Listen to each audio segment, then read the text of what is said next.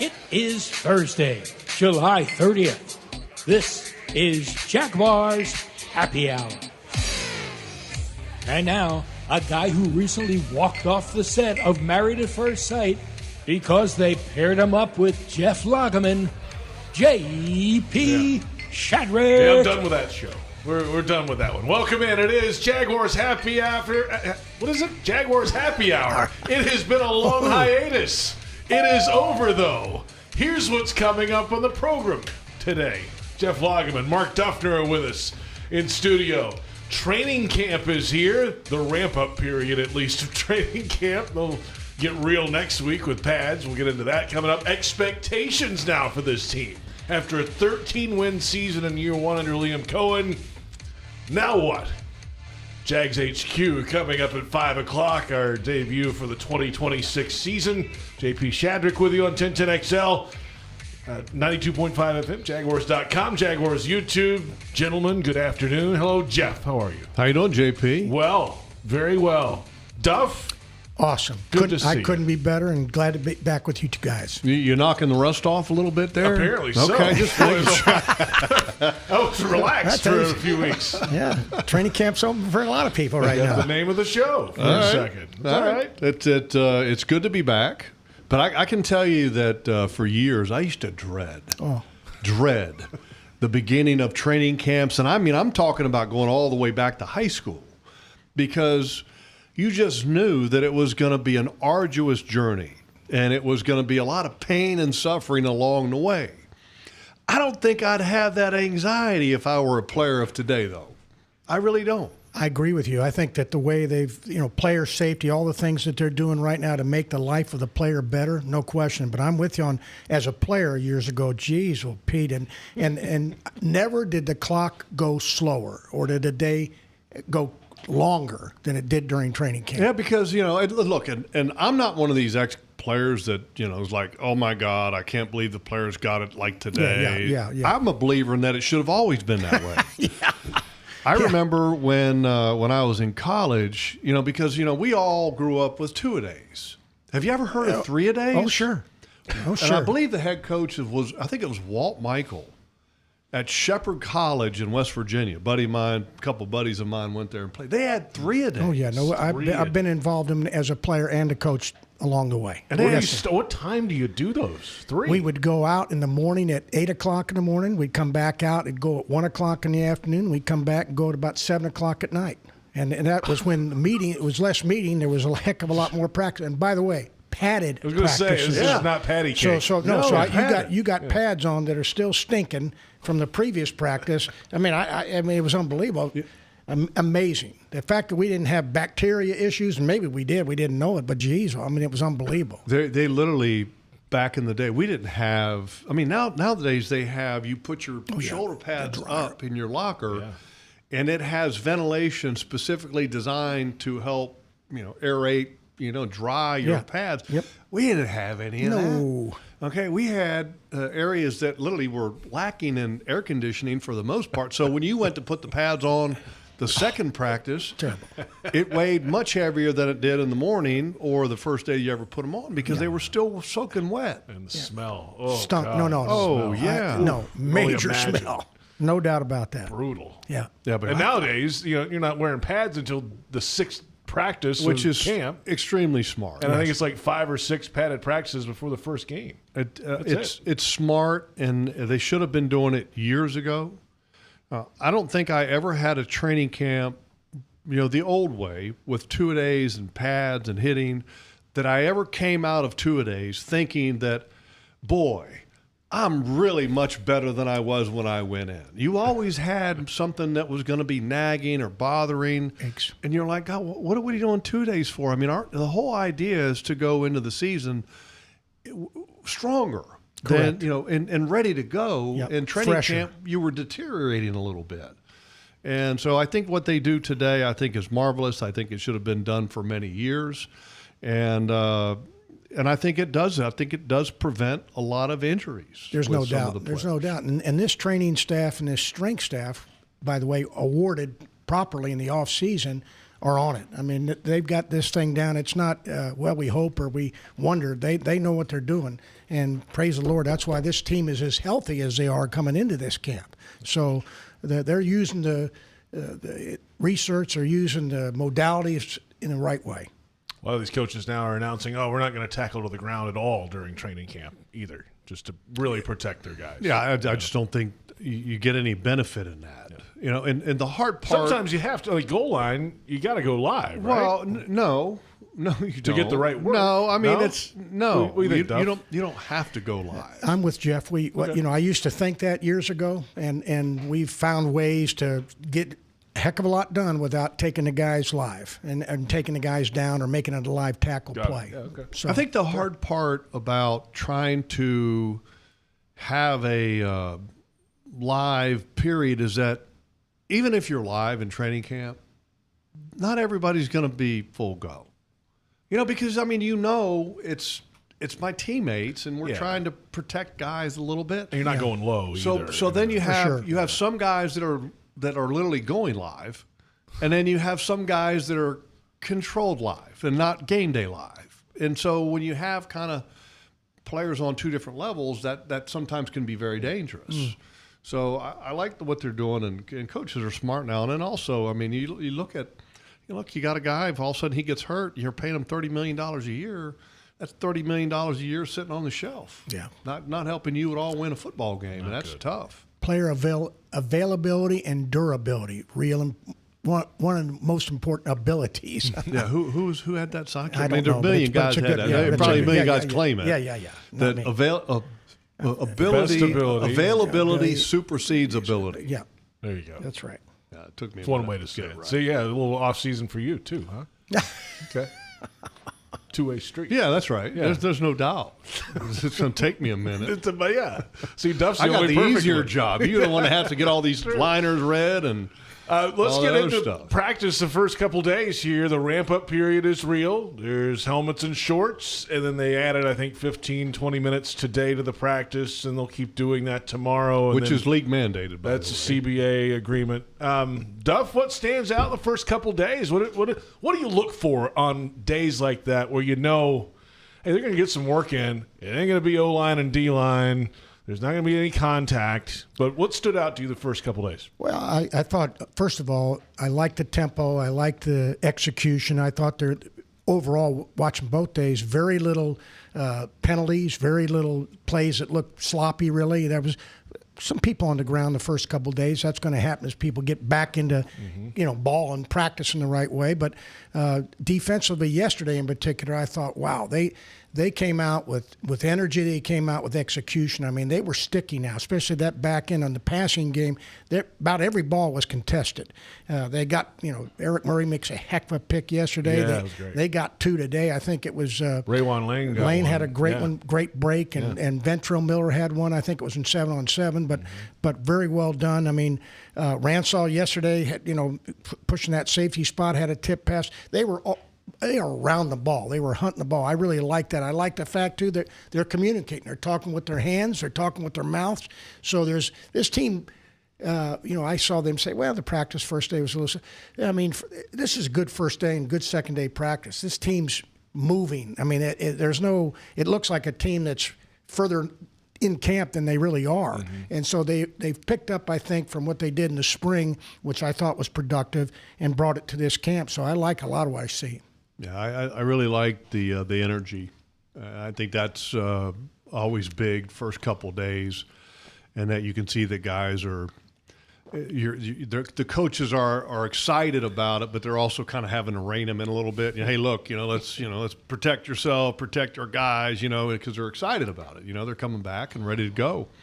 But everybody looks in great shape, and I think that's something that you can have fall to the wayside to some extent because you have that break that lasts essentially a month, and players are away from the structure of OTAs and the Iron Jaguar games and all that kind of stuff, Yeah. Which, by the way, folks, if you haven't seen the latest issue of The Hunt, it's absolutely tremendous with the Iron Jaguar Award at stake. Jaguar YouTube. Check it out. Totally cool. Here, let me ask you a trivia question. Oh, I think boy. this might be one of the coolest things. And this is a little Hunt trivia question for you. Foye-Luakin, his first pick for his team was who? Oh, gosh. Who was it? I don't remember. I think this is interesting, and Duff he's a linebacker guy. He takes Branson Combs. Oh, yeah. So I'm just saying here that, you got a veteran guy, and he picks this undrafted rookie from last year first. There's something to that. Big time. Okay, so in college we did something similar to what you're talking about. We called it super teams. It was after the old TV show Superstars years ago. People here probably won't even know what I'm talking about, but we had our seniors, like they did here, pick players. You were on that show, weren't you? He might have Superstars? Been, yeah. Okay, so years ago. Yeah. Anyway, my point to you is when players choose players, you get a real good look at evaluation. And exactly what Jeff just said, that reveals a lot about this guy and his opinion of this player and this guy's commitment to the team and everything else. So I listened and watched that, and I'm pleased to hear you say that. Yeah, so just because Coach, that's big. And then here's another one for you: the running back who did the hang last year and won it. Oh, LeQuint? LeQuint. Yeah. Okay, I think he was like the first player picked. So. Get an idea. These guys know. No, the coaches, I'm sure coaches and personnel are in on all that, and that reveals a lot. It's maybe the best thing when your teammates are, picking guys based on winning competitions. Yeah. Shoot, that's as good as it gets. I think that's done. Absolute genius by the strength and conditioning staff for them to come up with something like that, to bond the players together so that they can compete. And it actually, there's a crossover effect amongst position groups because you're not going to pick, if you're a D lineman, you're not going to pick all D linemen. Yeah. Because look, there's, D linemen are limited on some of the events, right? Mm-hmm. Yeah. And so what it does is it creates that, what I say, the cross-room pollination of friendship and camaraderie that builds. And I think it's awesome. And it's competitive as hell, and it's fun to watch. Hey, guess what, guys? We've got a new segment on this show. How about this? We do? Get ready for this. Okay. It's the QB preview presented by Seabreeze Propane, slow mascot, fast delivery. And we'll take a look at Trevor Lawrence's numbers. We have to review before we preview, I suppose. The numbers from last season, just over 4,000 yards through the air. Was pushing 40 touchdowns. Had a rating just over 90. Was fifth in the MVP voting at the end of the year. Mm-hmm. What do you like from Trevor the first couple days of practice? I think some of his throws he's anticipating pretty well. It's year 2 in the offense. I think that's going to be a tremendous advantage for him. Give him a leg up to really dive into some of the finer details of the offense. In today's practice, there was a play that he had where he hit BTJ on that kind of flag route. Yeah, that was cool. Just a beautiful ball, great anticipation, excellent route. It's great to see those two guys you can see they're starting to build some chemistry there. But there's also the first couple days things that you notice, like some of the verbiage coming in and out of the huddle. There's sometimes a little hesitancy in calling the play. But look, folks, if you ever happen to see some of the mic'd up segments and listen to some of the play calls that the quarterback has to repeat in the huddle, it's pretty lengthy. So that will, I think, continue to get better as practices evolve. But I can't wait to watch him this year, and I really hope that he doesn't necessarily have to pick up right where he left off because he was at an elite level last year, but you want him to pick up at that high level where he was at in the second half of the season. How about it, Duff? Initial thoughts on 16? Oh, I like it. I like what I saw in the spring, and I like what I've seen out here. He just appears way more confident. He's demonstrating consistency, which is we want to see out of every player, especially at that spot. And so I'm not even – I'm watching more other people now than where they're watching him. That's how much confidence I've got in the guy and what I've seen. When you look at the final 6 regular season games, he's 15 touchdowns, 1 interception. Are you Jeff said, hotter than a firecracker. Unbelievable. And I think that the fact that this guy had he had 9 go-ahead touchdowns last season in making plays. Making plays when we need it the most. So I see this guy, ascending as he's ethic he's put in and getting better and better. One of the things that you notice out there in today's practice is that last year he was really almost had the blinders on himself. Me, my job, what I have to do. Mm-hmm. First practice that I saw this year was today, and you watch him, and there's breaking the huddle, communicating with all of his guys, okay? Because he knows what he's got. So he's helping them, And so when a quarterback gets to the point where they're owning it like this, and it's still early in camp, but now he's been immersed in it for a period of time where you can tell he's comfortable.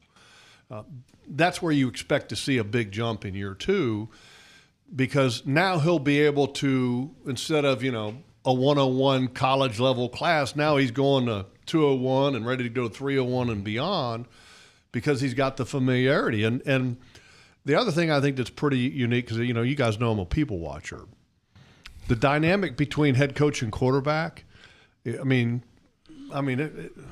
I'm not saying they're buddy-buddy, but, you can tell that the communication between the two of those guys watching them in practice today is really strong. I didn't know you were a people watcher, Logs.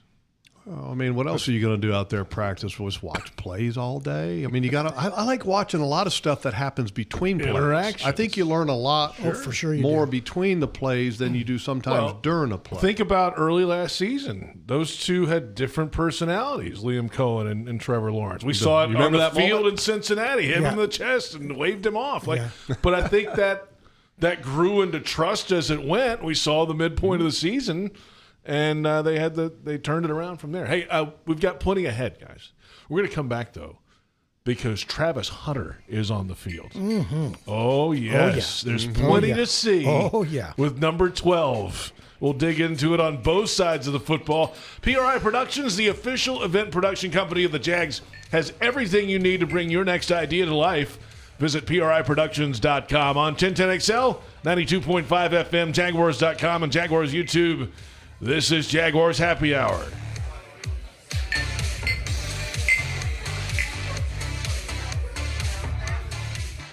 Frank Frangie here. When you think of barbecue in Jacksonville, it's got to be Bono's Pit Barbecue. For over 75 years, Bono's has been smoking Jacksonville's favorite barbecue. You can find Bono's locations all around town and on game day at Everbank Stadium, because Bono's is the official barbecue of the Jacksonville Jaguars. So go to bonosbarbecue.com or call their fantastic catering department at 904-332-7427. That's 904-332-7427. And remember, if you don't see a pit, it ain't legit.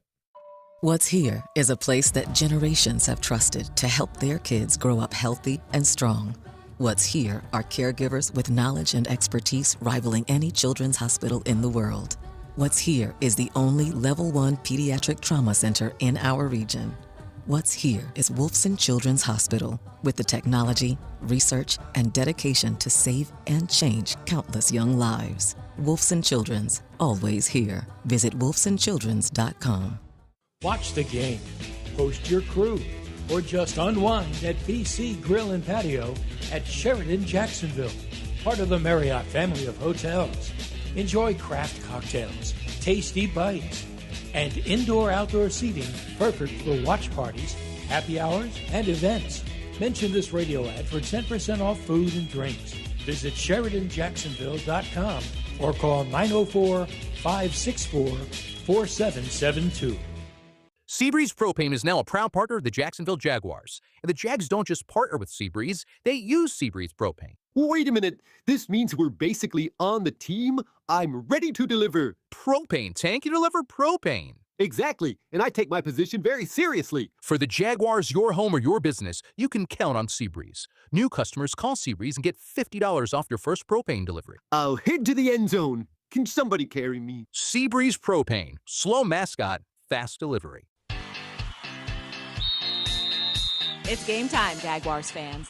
This season, feed your fandom with the Jaguars sub from Publix, the official supermarket of your Jacksonville Jaguars. Wow. Sink your teeth into crispy chicken tenders, boar's head bacon, melted cheddar, sweet coleslaw, and smoky barbecue mayo, all stacked on a fresh white roll. Taste the hype only at Jacksonville Publix locations. Publix, where shopping is a pleasure.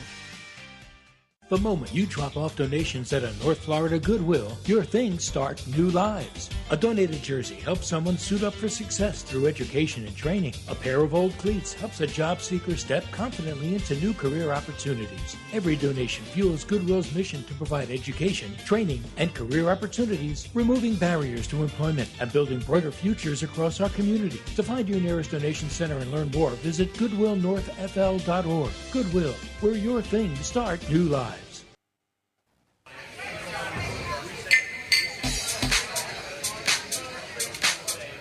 Really looking at the reps, where he needs to be now, right? How do we balance his reps here, knowing that we're trying to ease him in, but he also at some point needs to get double the amount that a normal player gets. And so what does that ramp up look like? And we have it all kind of mapped out till the mock game is really where we have it. I mean, on every single practice schedule, I mean, his reps are highlighted in here. I mean, like, where he's in, what plays he's in, where he's at on the field. I mean, we've been extremely intentional about it. It's Liam Cohen, Jaguars head coach, on Travis Hunter, two-way player for the Jags. Welcome back. It is Jaguars Happy Hour. JP Shadrick, Jeff Lageman, Mark Duffner. Training campus here on 1010XL, 92.5 FM, Jaguars.com, Jaguars YouTube. Coming up at 5 o'clock, Jags HQ on the Jaguars Radio Network. Logs, you had a wish you wanted to give up. Yeah, I mean, look, happy birthday to a former Jaguar, one of the original Jaguars, Tom McManus. Oh, wow. And he's finally wearing a good number. He's 56 years old today. Yeah, okay, yes, so 55 is 56. Happy birthday, Tommy Mack. Did I see him on social media a few weeks ago, like singing in a band or something? Oh, yeah, he's in the dad bods. That's right. They're hot now. Yep. So anybody that knows Tommy Mack, send him a text, give him a birthday wish. And then it's also the birthday of the Jaguars.com former senior editor, Vic Ketchman. Oh, wow. Great guy. Who is one of the greatest great guys of all time. And happy birthday, Vic. He's retired up in South Carolina, I believe. He's a golfer. Absolutely. He's probably out there right now. Putting him in the doing good. Let's hope Travis Hunter doesn't play golf for a while. He's busy playing football again. It's been an off-season. He's been off with a knee issue, off to the side in the off-season program. They put the social media video out the other day of him running 22.8 miles per hour in a sprint. No, it was like 26 on the hunt. Was it that high? Yeah. It was high. Reports were that he's faster now than prior to the injury. Faster timed than he was before the injury. Yeah, I think it was like 26. I'll check it. But anyway. It's fast. He's not Usain Bolt. But I think it's interesting, too, that he is wearing – the base color that he wears is teal. Oh, I know it. It was great. Which is offense. Yep. Okay, and then he puts on a white vest with 12, and it's got a little drawstring thing that George equipment guy tightens up in the back. So I can get it on. And so he's switching back and forth from offense to defense. So here's my question. Does that mean anything that teal is the base color?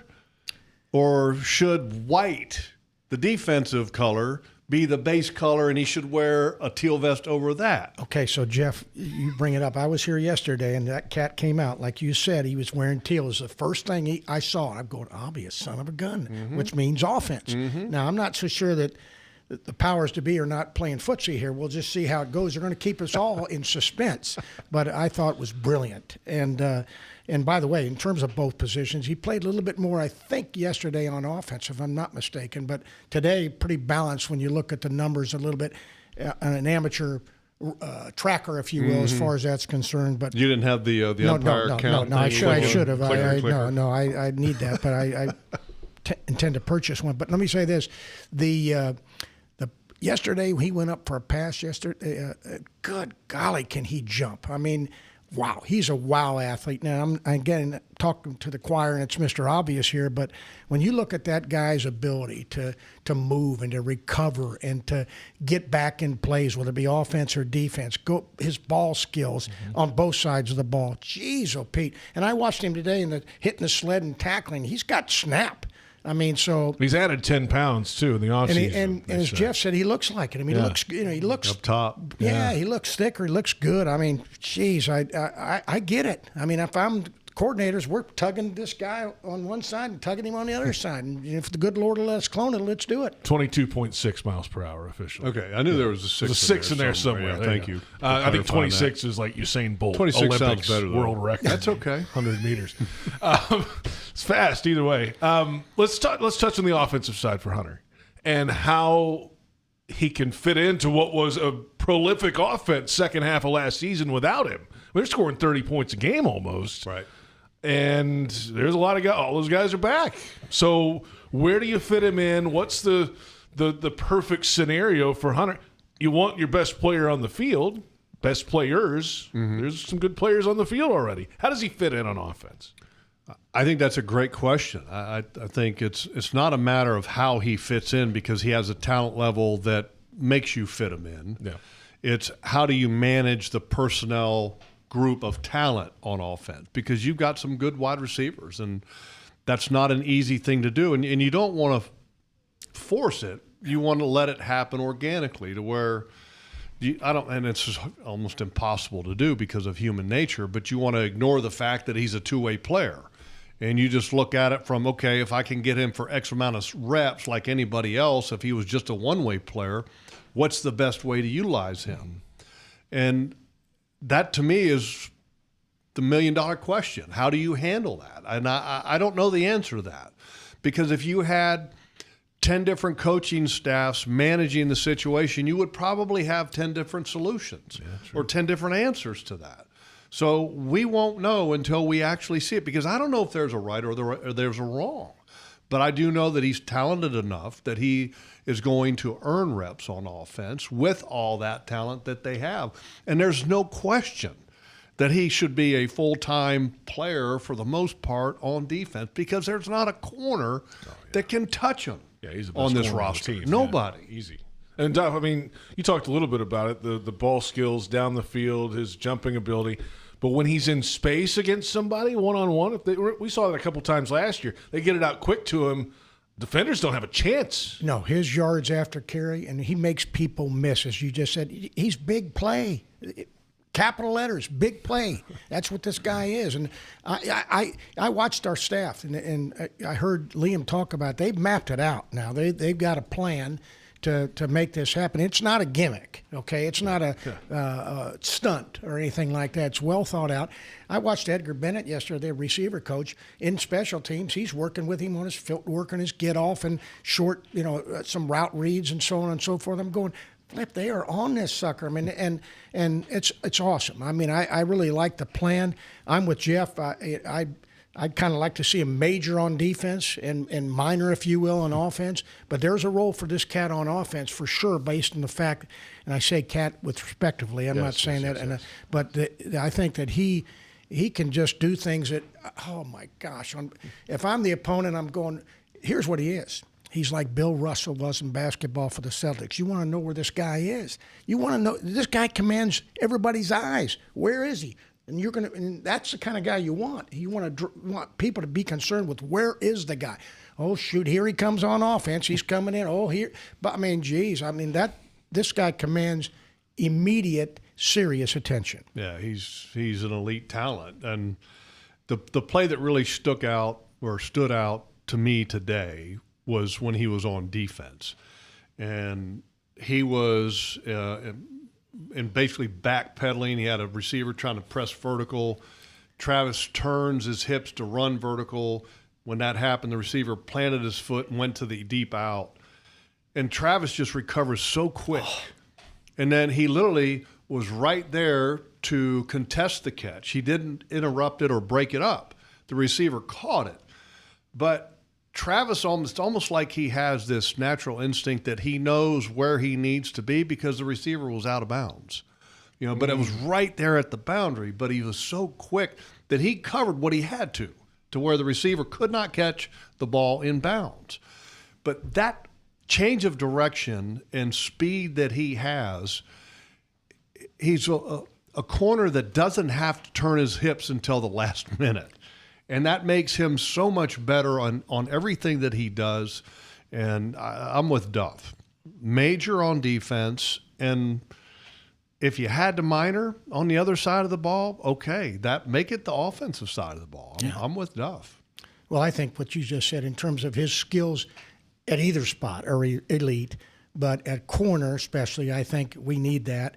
And then when you look at all the other weapons we've got, including the tight ends as receivers over on offense, I think that's where I would suggest. Now, again, the coaches are hitting it every day, and I respect what their plan's going to be. By the way, let me just jump in there because you brought it tight ends up. Oh. What do you think is the most competitive position right now? Running back on this football team. But they haven't done anything in running game Give me yet. a couple of them. Linebacker. Okay. I mean, I'm talking about competitive as like guys fighting for a job. That you got some talent there. Well, obviously tight end since you brought it up. Right.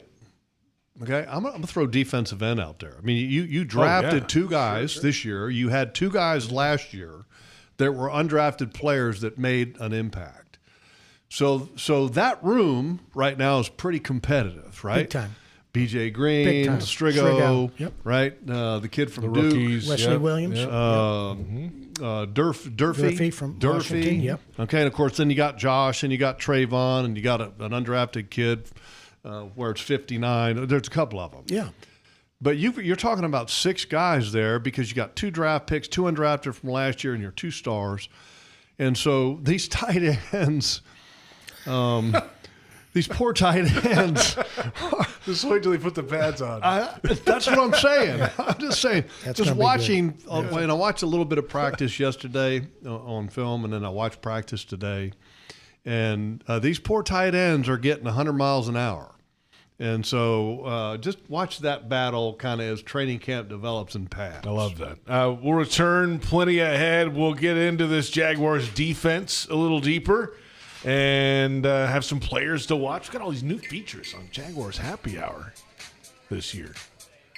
You guys aren't as excited as That's a good thing. Love it. See, there we go. Bring Duff. it. Yeah, Bring it, come brother. on, Duff. Bring it. We'll get to some of them when we come back. Of course, Jaguars training camp is open. Certain dates are at least. Get an up-close look at the Jags in action. Go to jaguars.com/training camp. Open tomorrow, and then the pads go on Monday and Tuesday. Back to back. Get ready for those dates here at the Miller Electric Center. We're back in a moment. 1010XL, 92.5 FM, Jaguars.com, and Jaguars YouTube. It is Jaguars Happy Hour.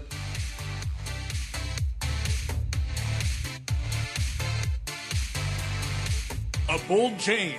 A historic development is underway for the Bold City, and the Jacksonville Jaguars and team partners are part of it. The Jaguars' First and Forward Development Partner Program highlights the significant transformative efforts made towards the city of Jacksonville. Belter, Brooks Building Solutions, Jackson Electric Supply, People's Gas, Start Tech, Miller Electric, AECOM Hunt, and WW Gay, championing progress on the field and in the community. The First and Forward Program, the First Coast Forward Together. Visit jaguars.com/forward together. Frank Frangie here. When you think of barbecue in Jacksonville, it's got to be Bono's Pit Barbecue. For over 75 years, Bono's has been smoking Jacksonville's favorite barbecue. You can find Bono's locations all around town and on game day at Everbank Stadium because Bono's is the official barbecue of the Jacksonville Jaguars. So go to bonosbarbecue.com or call their fantastic catering department at 904-332-7427. That's 904-332-7427. And remember, if you don't see a pit, it ain't legit. Federal employees keep our country going, and GEHA is proud to keep them going with health plans exclusively for them. We were started by postal employees in 1937, and today we offer all federal employees a network of 1.7 million providers and a health plan for every stage of life. That's why we've been trusted by millions of federal employees and retirees across the country since 1937. GEHA. Find your federal health plan at GEHA.com. Frank Frangie here for Coyle & Sons Fencing. Jacksonville is full of memorable sports memories. Remember Morton Anderson missing a chip shot field goal that launched the Jags into the playoffs in 1996? You know who doesn't miss? Coyle & Sons Fencing. If you're in the market for a new fence, I recommend calling Coyle & Sons today at 904-356-4821. That's 904-356-4821. Or visit CoyleJacks.com. That's C-O-Y-L-E, Jacks.com. Coyle & Sons, keeping your business and home safe for nearly a century. Football and Duval. What a perfect pairing and battle cry. When it comes to a tasty tailgate, the Dailies Duval Sub delivers. It's your perfect pregame meal on Jaguars game day. My favorite, the Duval Sub. Ham, turkey, cheddar, and habanero cheese. Fixins fresh and delicious. Touchdown, taste buds. It's the best sub for any season, especially Jaguar season. The Duval, only at Dailies. If you are an experienced electrician looking for your next big opportunity, look no further than the Miller Electric Company, a trusted name in the industry for over 96 years. At Miller Electric, we tackle the biggest projects in the city, offering you the chance to showcase your skills on a grand scale. We believe in rewarding hard work with the best pay, top-notch benefits, and an unbeatable culture where people actually care about each other. Take your career to new heights with Miller Electric Company. Apply today at millercareers.com. Miller Electric, an equal opportunity employer.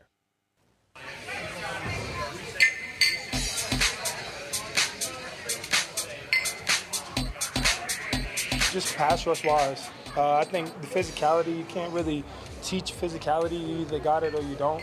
And I got it, and we got a lot of guys that have that. So for me, just to emphasize on what can I do better going into this year, and that's getting out the ball faster, or working my hands better on the top of the rush, or if they get jump sets, like being able to defeat a blocker. Josh Hines-Allen entering year number 8 in the National Football League. Welcome back. It is Jaguars Happy Hour. JP Shadrick, Jeff Lageman, Mark Duffner. We're at the Hyundai Studios inside the Miller Electric Center, 1010XL AM, 92.5 FM, Jaguars.com, Jaguars YouTube. And it's time for the defensive coverage of the game, brought to you by GEHA, Government Employees Health Association. Well, of course, no games yet. So we take a look at last year's final rankings for the Jaguars defense, and they were mostly strong. Number 1 in the league against the run, number 2 in the league in takeaways. You see some of the highlights if you're watching on Jaguars.com of leaders, tackle leaders. Of course, Foye leading the way there. Hines-Allen, part of that he had 8 sacks, but he had 28 quarterback hits last year, which was 6th most in the National Football League. And Duff, this was a defense last year that really had it going on in the first year under camp. And now on to year 2. Some new faces. We talked about them, right? The linebacker spot, some changes in the secondary. But coming off last year, where can they go from here? Oh, I think they're heading in the right direction. I mean, I saw it in the spring, the confidence that when a defense plays fast, like I saw in practice these last 2 days here, and like we saw in the spring, that denotes confidence. These guys have been well coached. The coaching staff has got people, they understand the strengths and weaknesses of the players. They put them in different spots to achieve and to be strong. So I see a very confident group. I see them getting better, and I really do. I mean, like I said, you just watch practice. See how quickly they are recovering. See how quickly they are making plays. I mean, this is a group last year that gave up the fewest plus 20-yard runs in the league. Okay, I watched them today. Every position was working on tackling. I mean, working on it in a big way.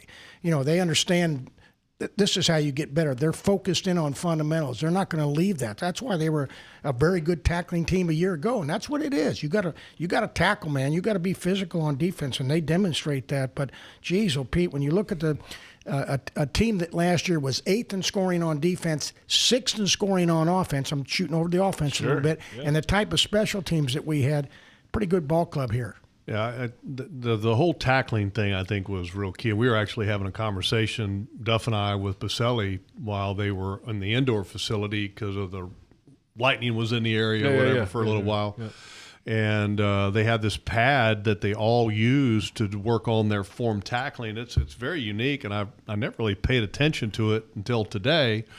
And it's almost like a banana shape, but it's wide, and so it's kind of that U-shaped. And so the whole purpose of it is to fit, your body into that U-shape, and then hat on one side or the other.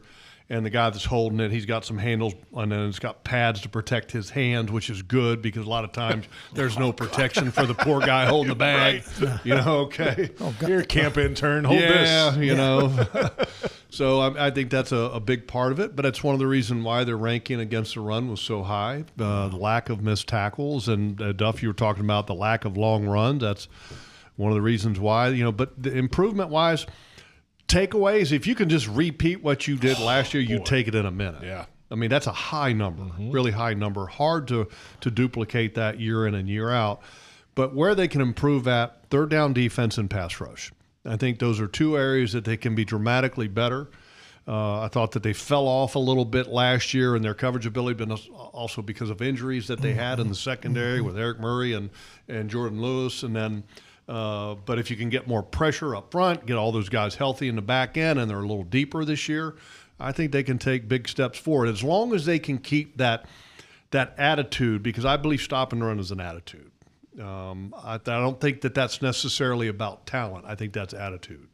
Yeah, you know, Coach Campanelli talked about that after practice today. He was talking about their defense and playing good run defense again and playing good first and second down defense so they can now tee off in terms of putting teams in long yardage situations. So I like his focus as far as that's concerned. And then last year, when you look at the statistics, what Jeff talked about in terms of pass rush, when they pressured last year, especially at the defensive end position, linebacker position, and the secondary, which he uses them all, which is great if you've got the guys that can do it.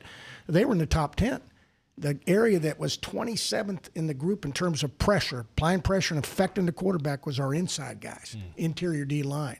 So that group's going to have to positionally, I think, and pass rush prominence step up big time. And part of that, I think, you know, one of the guys that helped you get pressure last year is gone. Yeah. I mean, Devin Lloyd, that's what Devin Lloyd did best. I mean, when he was downhill, excellent blitzer. And so and people say, well, how do you replace that? And my answer to that is you don't necessarily have to replace that.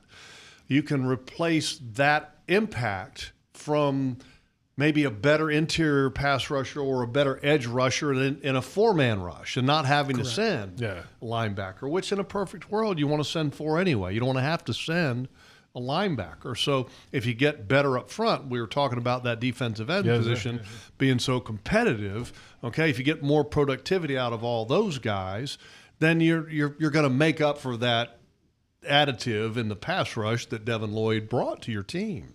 So so that's going to be fun to watch and see if they can find a way to get better as a pass rushing unit, because that's this league now, right? It's a passing league. Yeah, you know, just as you said, Lloyd could really punch a hole in protection, you know, and whether it was picks or whether it was him winning the one-on-ones or taking the gap. So I'm with you on that. Good point. And by the way, I wish him so well.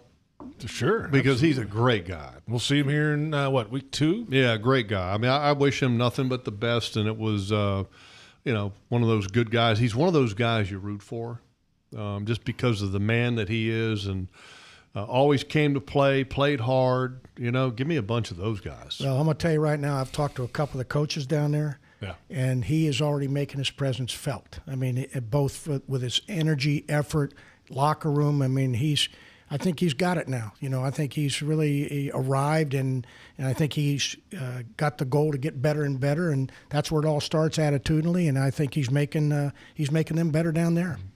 Let's come back in a moment. We got the injury report. We got players to watch, and we'll get our final thoughts on 1010XL AM, 92.5 FM, Jaguars.com, Jaguars YouTube. Coming up at 5 o'clock, it's Jags HQ, but this is Jaguars Happy Hour.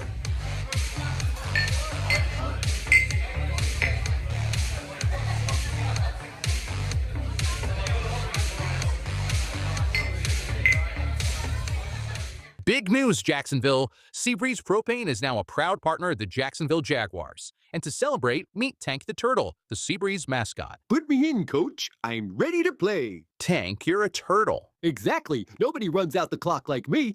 Let the Jags handle football. Seabreeze handles propane service and delivery for homes and businesses. New customers call Seabreeze and get $50 off your first propane delivery. Now that's what I call a strong opening drive. Seabreeze Propane. Slow mascot, fast delivery. It's game time, Jaguars fans. This season, feed your fandom with the Jaguars sub from Publix, the official supermarket of your Jacksonville Jaguars. Sink your teeth into crispy chicken tenders, boar's head bacon, melted cheddar, sweet coleslaw, and smoky barbecue mayo, all stacked on a fresh white roll. Taste the hype only at Jacksonville Publix locations. Publix, where shopping is a pleasure. It's here that a tiny newborn has the heart surgery needed to save her life. It's here that a first grader learns to speak clearly and confidently. It's here that a 12-year-old athlete builds the strength to run full speed again. It's here at Wolfson Children's Hospital that answers are found, courage is shown, and odds are beaten every day. Wolfson Children's, always here. Visit wolfsonchildrens.com. NFL fans, when it's time to get Jaguars tickets, you can tackle game day with total certainty with Ticketmaster. With 100% verified tickets available all season long, you can count on getting in with ease and spend time focusing on the good stuff. Even if you're headed to the game last minute, you can still score seats. Want to meet up inside the stadium with your crew? Transferring your tickets is an easy handoff. So get those touchdown celebrations ready and score your tickets today at Ticketmaster.com/Jaguars. Frank Frangie here. When you think of barbecue in Jacksonville, it's got to be Bono's Pit Barbecue. For over 75 years, Bono's has been smoking Jacksonville's favorite barbecue. You can find Bono's locations all around town and on game day at Everbank Stadium because Bono's is the official barbecue of the Jacksonville Jaguars. So go to bonosbarbecue.com or call their fantastic catering department at 904-332-7427. That's 904-332-7427. And remember, if you don't see a pit, it ain't legit. RingCentral's AI receptionist uses voice AI to answer on the first ring, so you'll never miss a call again. In just a few minutes, you can personalize your own AI receptionist to answer questions, route calls, schedule appointments, and even send texts in multiple languages. Plus, it's easy to scale. Create unlimited AI receptionists across any phone system. It's all powered by one reliable platform for effortless AI communications. See for yourself at ringcentral.com. RingCentral, voice of your business. I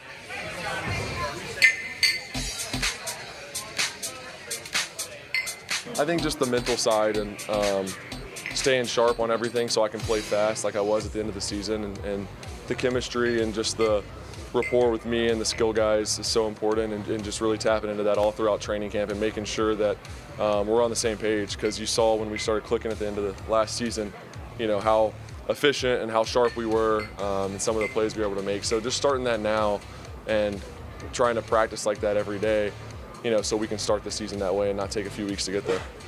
Trevor Lawrence, Jaguars quarterback, season number 6 for number 16. Welcome back. It is Jaguars Happy Hour from the Hyundai Studios. JP Shadrick, Jeff Lageman, Mark Duffner. Yes, Jeff? I thought he got a haircut. Oh, yeah. See? Good joke. You remember the schedule release stuff? That whole thing around that? Yeah, it had me fooled. Got me fooled, too. Got you both, huh? Got me fooled. Had me fooled. Yep. I think there's something about auctioning off the hair that was actually cut, the wig. Really? Yeah, I think so. For charity? That'd be cool. So, yeah. I think the funny thing is that, like, the older you are, the more likely or more susceptible you were to believe in that. So that makes us old, Duff. No, I'm very old right now. The younger generation, they weren't buying that. No, They're like, oh, that's fake. Yeah. And I'm like, no way. How do you do that? Make that fake. Yeah, That looks too real. Let's get to a new feature, Players to Watch, presented by Mr. Chubby's Wings before the game, after the game, and during the game. Oh, they're so good. Yeah, we get them at halftime every home game. We get them on Monday, Happy Hour. My mouth is watering right now. Chubby-style wings, Duff. Yeah, they're so good. Cheese sticks. Oh, yeah. Quesadillas. You're singing my song. Pretzel bites with cheese. Yeah. Give me the I'll wings. see. I'm going there now. I got Love that.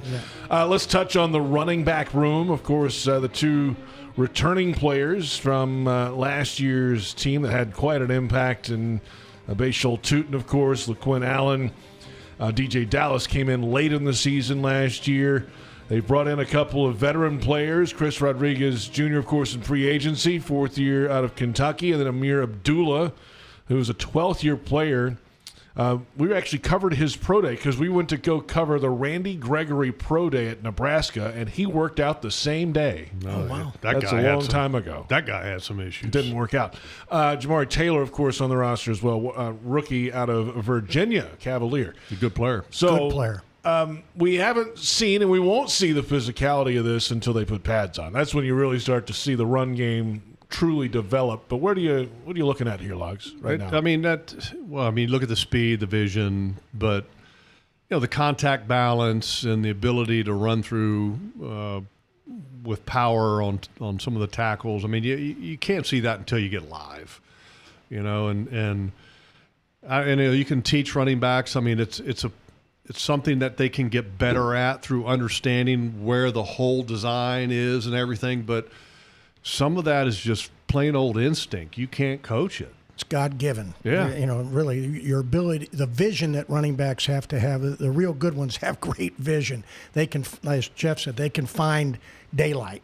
Some can't, and they're talented, but that's what separates the real good one from the average guy. So when I got to the Jets, we had kind of a 1-2 combination. It was, if you'll remember, Duff, taking you back a few years, Johnny Hector. Oh, yeah. And Freeman McNeil. Freeman McNeil. And Freeman McNeil was, I think he's a UCLA guy, I think. Yep, yeah, UCLA guy. I think Johnny Hector was a Texas A&M guy, I believe. Texas, and we had Roger Vick, too. Maybe Vick was the Texas A&M guy. But anyway, I remember, and Freeman was kind of I don't know, what's the best way to describe him?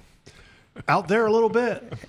And so I free spirit. I never played running back. I played, like growing up, I played quarterback and played linebacker. And so I asked Freeman one day, I was like, as a running back, what do you see? Because, that's what running backs, it's vision, it's instinct, it's, quick reaction and just motion. And Freeman's answer was funny. He was like, I see the grass blowing in the breeze. And I'm like, oh, come on, man. Give me an answer, right? Was this Bill Walton? But he was serious. Yeah. He was a little bit of a free spirit. Really? What did you see? And he said, I do, man. I see the grass. And he goes, I see everything. And he goes, and the most important thing is I just see color.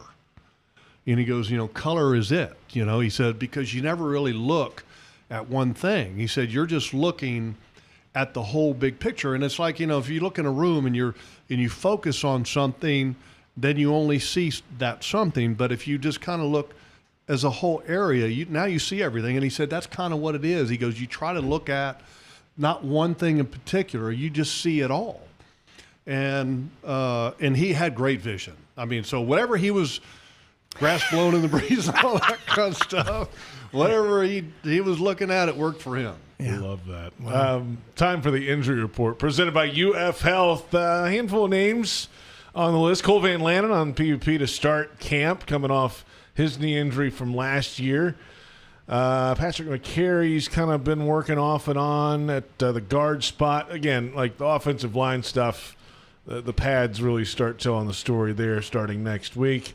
Rodriguez, the running back, who had a foot issue in the offseason, is back on the field, but Duff doing only some individual drill stuff, it looked like, at least early. And then Jack Kaiser, the linebacker, with a knee issue, but reports are that it's not going to be a long-term issue, which is great news to hear. So, hey, training camp, you're going to have some dings, especially when the contact begins next week. Yeah, it happens. And the running back room, I think Basil Tootin is kind of the guy that we kind of expect to be that guy. Rodriguez being kind of the next guy with obviously Quinn Allen Jr. having that role carved out that he deserves so much as a third down back.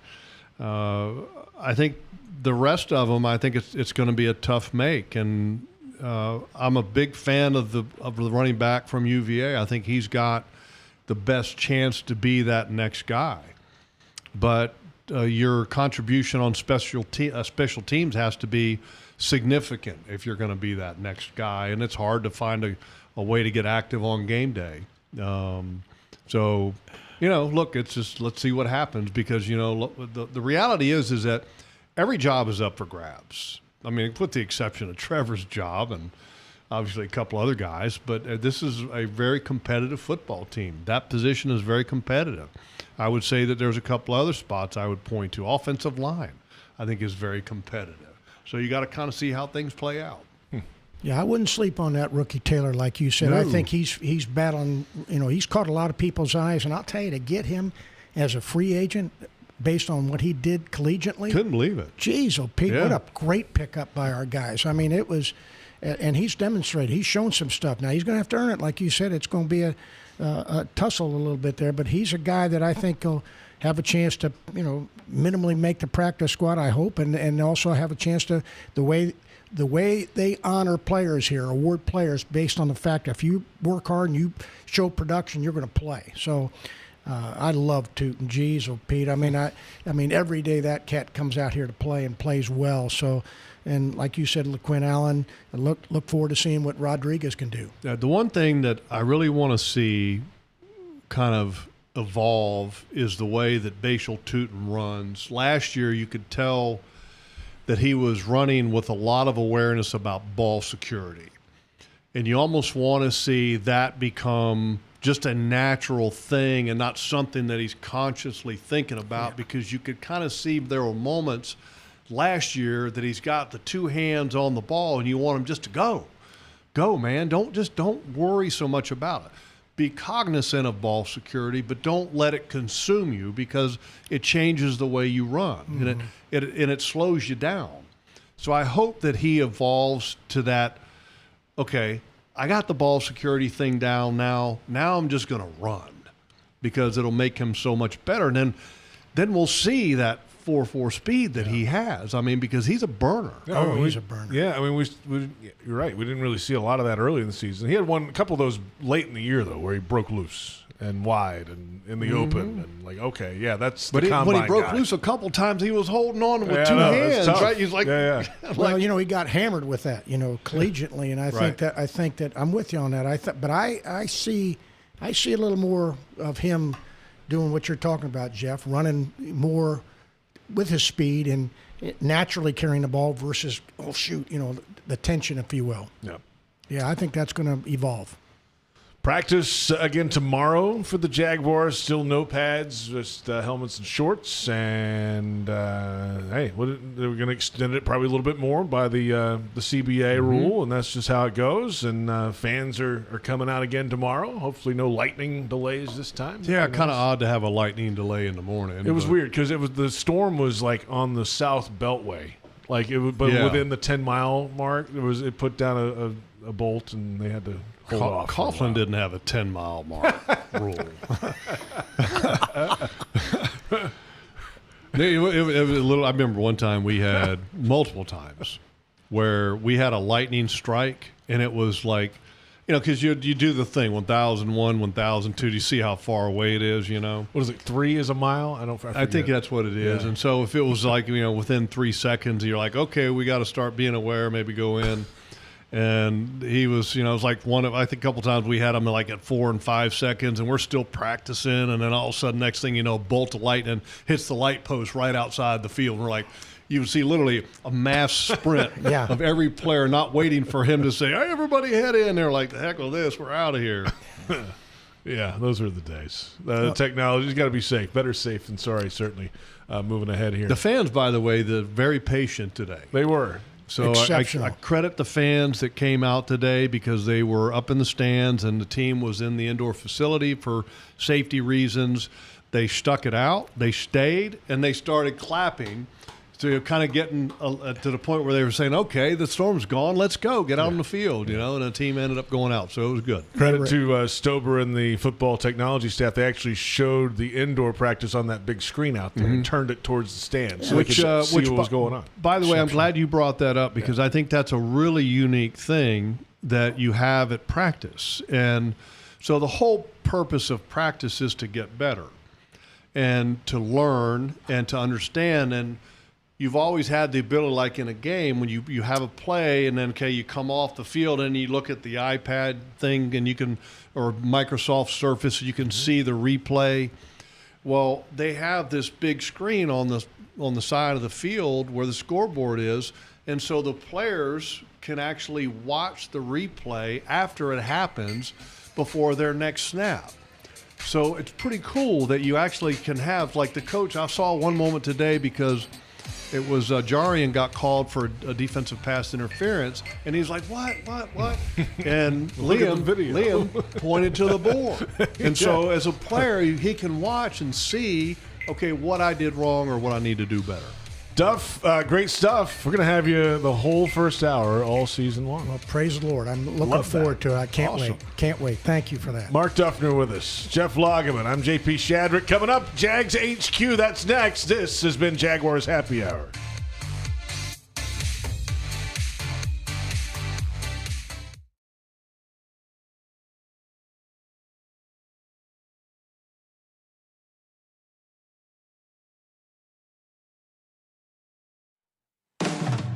Welcome to Jags HQ, presented by Fresh from Florida. JP Shadrick and former Jaguar Jeff Lageman sit down each week with the decision makers of your Jacksonville Jaguars. We're going to bring you a product that you all can be proud of. With that, game on. Jags HQ, presented by Fresh from Florida, starts right now. Welcome in. It is Jags HQ, presented by Fresh from Florida. We're at the Hyundai Studios at the Miller Electric Center on the Jaguars Radio Network for the first time in the 2026 season. JP Shadrick, Jeff Lageman, James Gladstone, General Manager, and EVP Tony Boselli live in studio with us on this Thursday afternoon. And good afternoon, James. How are you? What's up? Life is good. Jack to be 2 days in with guys on the grass, and obviously still in a very similar setting that we saw over the course of the spring with only helmets on. But, you know, both sides of the ball, guys showing up, guys making plays, good back and forth up to this point, and Jack to see what lies in front. Love it, Tony. Finally back out there. Yeah, it's been great. I think everyone's had a great offseason. And I think most importantly, from the time you leave a great offseason, you have this 5-week period. You're like, whew, let's just make sure everyone comes back healthy, ready to go, because they're on their own. And you hope you have the right type of individuals that it's important to them, because they can do whatever they want. They could go sit on the couch and eat Doritos for the whole time, and they could. Why'd you look at me when you said that? Well, I mean, that's not looking fair. at the group, you're the one person. Come on, man. And so for me, it's having been a player and knowing what that looks like. Like, you have this 5-week period of what are you going to do with your time? Are you a pro? Can you come back in better shape than when you left, ready to go achieve what you're trying to achieve? And I would say to a man, to watch these guys and what they did and how they came back in the first 2 days of not real football, but preparing to go play real football and what they have done on the field, it makes you happy, because you just don't know. A little bit more of a sense of urgency, now compared to the OTA stuff. There's more competitive. Yeah, there is. But the thing that's been really cool, there's been an emphasis on being sharp, right? Being smart in the way we're practicing. And, for the last year and a half, right, establishing both this mental and physical toughness. I think that's easy to show itself more so on the physical side, because it's such a violent and physical game. Right now there's such intent, especially without pads on, for it to be sharp and mentally tough in that regard. Discipline in our actions, and the penalty counts being very low, the style of play being very clean, professional. It's just come off as a really cool operation through a couple of days. So getting back to the Cheetos on the couch story and Doritos on the couch story. So did you guys, during your break, sit on the couch and eat Doritos? What'd you guys do? I would say this. I did not. You got something to share about your left shoulder. I didn't do what the players did. I enjoyed myself. I know. What'd you do? I didn't do a lot of working out. I mean, the workouts we did was pretty light. Oh man, we did some workouts though. We tried to meet the standards for of the reserves in the Navy. So James, Liam, and I went on a little vacation, and we were with some other people, and we had a little competition, because one of them was a Navy reservist, and he had to go back and do his Navy test, physical test, and it was a combination of push-ups, plank, and a run, or bike. Well, we were in a place we could not run, and so we did the push-ups and planks. I passed. You did a push-up? Yeah. Wow. Oh yeah. It's all based off of your age. So I had to do less than James. But it was we all passed. Okay. James hit the highest standard you can hit. Wow. Okay, so he won. Oh, amongst the three we all of you. get lucky every now and then. Okay. Well, first of all, we all knew James was going to win. It's really the only exercise. He I does a lot of body participate weight. Although the one surprising thing, I didn't think he was going to make it. He had to do a plank. His age group was a plank for 3 minutes and 9 seconds, 10 seconds, something like that. So you think 15 seconds in, He's starting literally to 15 wobble. seconds. He's like, wobble? He's like, I'm not going to make it. This is gonna be So interesting. you're not a LaQuinn Allen Jr. No, like he made it. Hanks. He made it. Oh, you made it. Oh, yeah. Certainly not physically. Mentally, we might be aligned. I thought at 15 seconds he starts shaking. He's like, I don't think I'm going to make this. And 3 minutes and 10 seconds later, he was still sitting in that Locked position. in. I hit the lower level of the plank, just to be full transparency. I had to. Okay. Yeah, minute 30. Yeah. I was like, does this pass? You pass. I'm out. I'm out. I don't need, I don't need to set records I don't here. need to set No, records. no. So, but there was not a lot of working out. There was a lot of enjoyment. Spent time with family and wife, and took a trip with the kids, and so it was good. It was good to get back. And it's funny, you work all year, grind, and we say work. We got to do what we love to do. So let's not kid anybody. Very thankful that Shad pays us to do what we do in the game of football. But it's a long year. And you go through it, and you say, okay, I got 5 weeks, and the family's probably as excited as anybody. But then you find yourself on vacation, like, man, I cannot wait to get back. And that's when you know you're pretty blessed to do something you love to do. So we're so excited to get back in the building and get with James, Liam, our staff. And then it's like the first day of school. Remember, like when you're a kid, when you actually like school when you're little, it's like first day of school, you get to see all your friends. Oh, absolutely. That's what it's like in this building. It's like, oh, it's first day of school. All the players are back. You see the players come in and get on the field for the first time. And the real first day of school for me is the first day we get to go put pads on out there and go play actual football. That's Monday. Well, it's been fun. It's been good. We're at the very beginning of a long journey.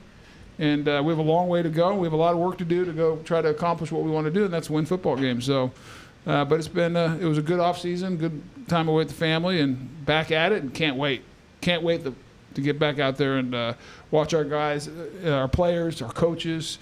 It's been a great first 2 days, but just the first few steps of the process. And I'm ready to see some pads. Yeah. But James, you guys have is it the Scouting Summit? Tell everybody what this is about. We're only one more day left until our scouting staff really college scouts hitting the road and beginning their school visits for the upcoming draft cycle. So they're all in now? Yeah, we got everybody under the same roof, which is always, that's a blast because it's so few and far between that we actually get that touch point. Just ballpark, how many, to give people an idea, how many people are under this umbrella that are in town that are normally not in town? Like, give me a number, like total people in the room, and how many that are just like living in other parts of the country, scouting other parts of the country? Yeah, so let's just say you got roughly 20 scouts on our staff. Mm-hmm. You're going to have closer to, let's say, I guess that would be 12 that are going to be operating outside the building. Of the market. Oddly enough, a lot of them are actually based in Jacksonville still, but not necessarily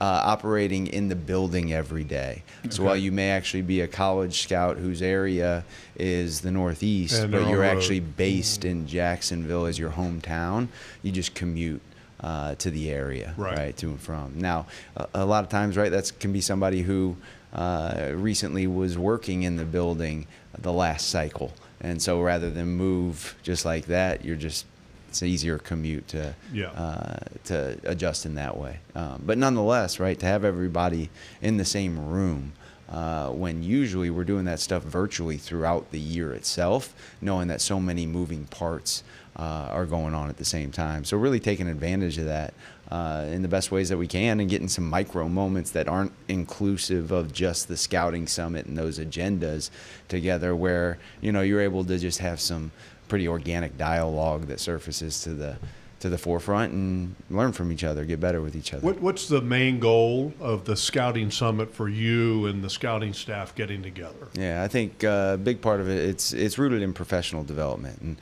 And you talk about really the idea that we're going through big picture philosophy. We're going through process, and then we're getting some practice reps. And so I think through that, you're getting a range of different sessions. We're bringing in guest speakers. We're diving into some self-scout. We're walking through some lessons learned. We're bringing in new tricks of the trade, things to be focused on, things to lean into, any scheme adjustments that we're installing, and how that influences how we should scout. All those different types of things we're just trying to bring to the table and make sure that from both the pro and college level of evaluation, our scouts walk into this cycle with a very clear and vivid visual for A, the type of player that we're looking for, and B, what's being asked of them and how they're going to go about their business, so that they can do that with not all that different than our players on the field, a clear mind. They're operating at a high level, and they're not thinking too much. They're just doing what they do. Yeah, that's cool. Let's come back in a moment. We'll get on the field and some highlights of the first couple days, including number 12. He's back. We'll dig into that, if you're cool with that. Let's do it. James is in. We're back in a moment. It is Jags HQ on the Jaguars Radio Network.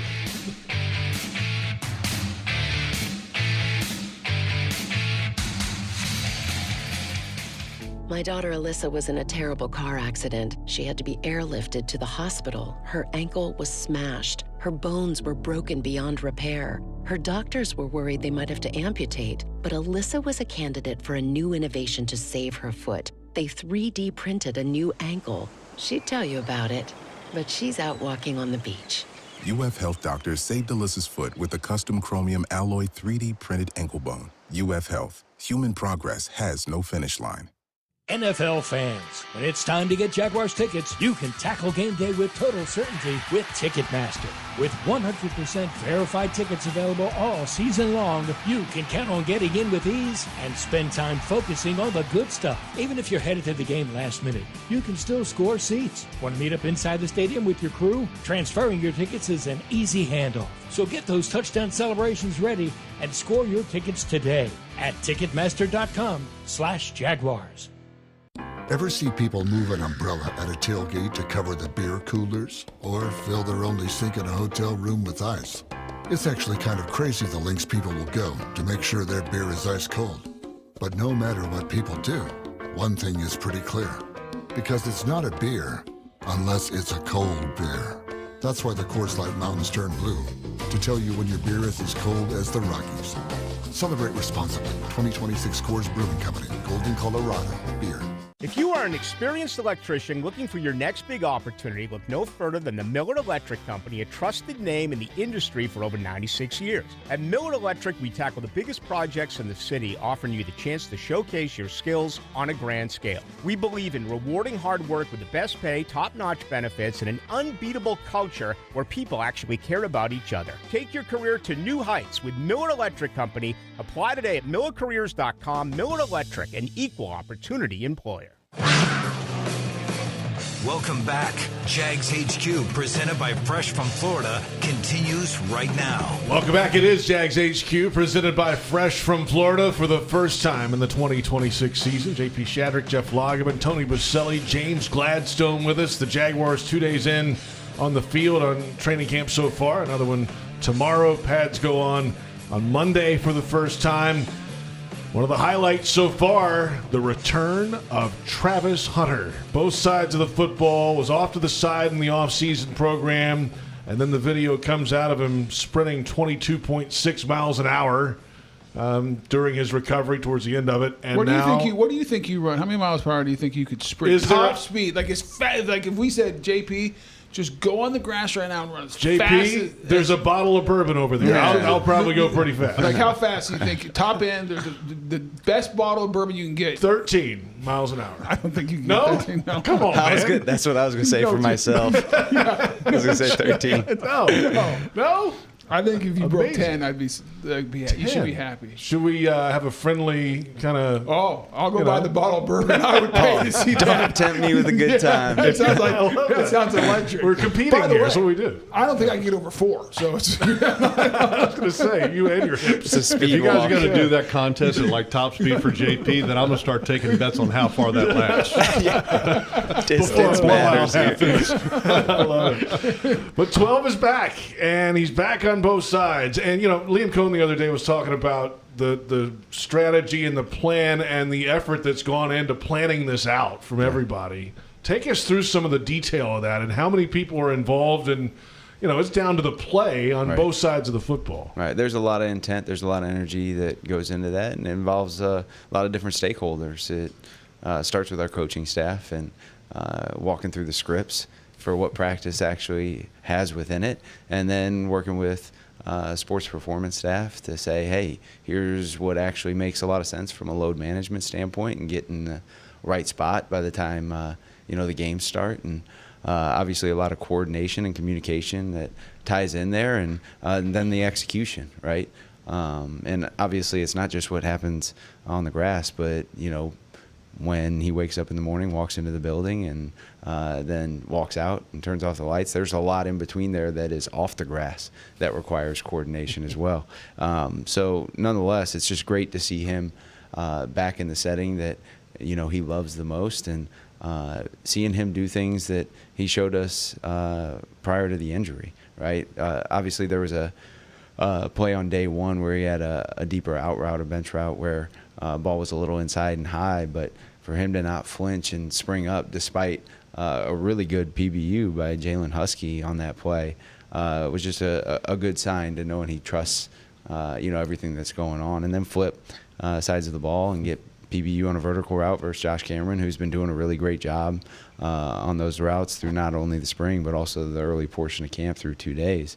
Those are just really good progressive steps, and happy to see it be able to come to life here. And obviously once we get the pads on, that'll tell us even more. But right now it kind of looks like he's got shoulder pads on despite not. He's much bigger. And I was going to go. That's the point. I mean, everything James says is 100% true, but none of it's possible if he doesn't do what he did over the last 7 months. And so, like, our coaches put a lot of time. I mean, there's a detail. Chris Bach, head of sports science, Ferg over the training room, Eric Ciano, those guys dominated and did a great job of Mindy with the nutrition, putting a plan together. But at the end of the day, it only works if Travis puts the work in. And I think, we made the trade. Everyone knows about the trade we made, the plans we had, and the injury. He had a significant injury, which you never know because it's the first major injury a guy like Travis has ever had. You don't know what the response is going to be. You're betting on the makeup of the individual. That is one of the reasons we took him. It wasn't just the talent, but who he was as a person. And, man, was that fun to watch for me, of how he responded and the work he put in. And he comes back, everyone talks about the 22.6 mile per hour he ran, but go look at him and look at his body. This is a guy that not only got his knee back so he could go move, and watching him mirror receivers out there today, the last 2 days. Effortless. My goodness. Yeah. But to look at his upper body and the muscle mass that he's put on, all these things we measure, so we know the exact increase of what he's done.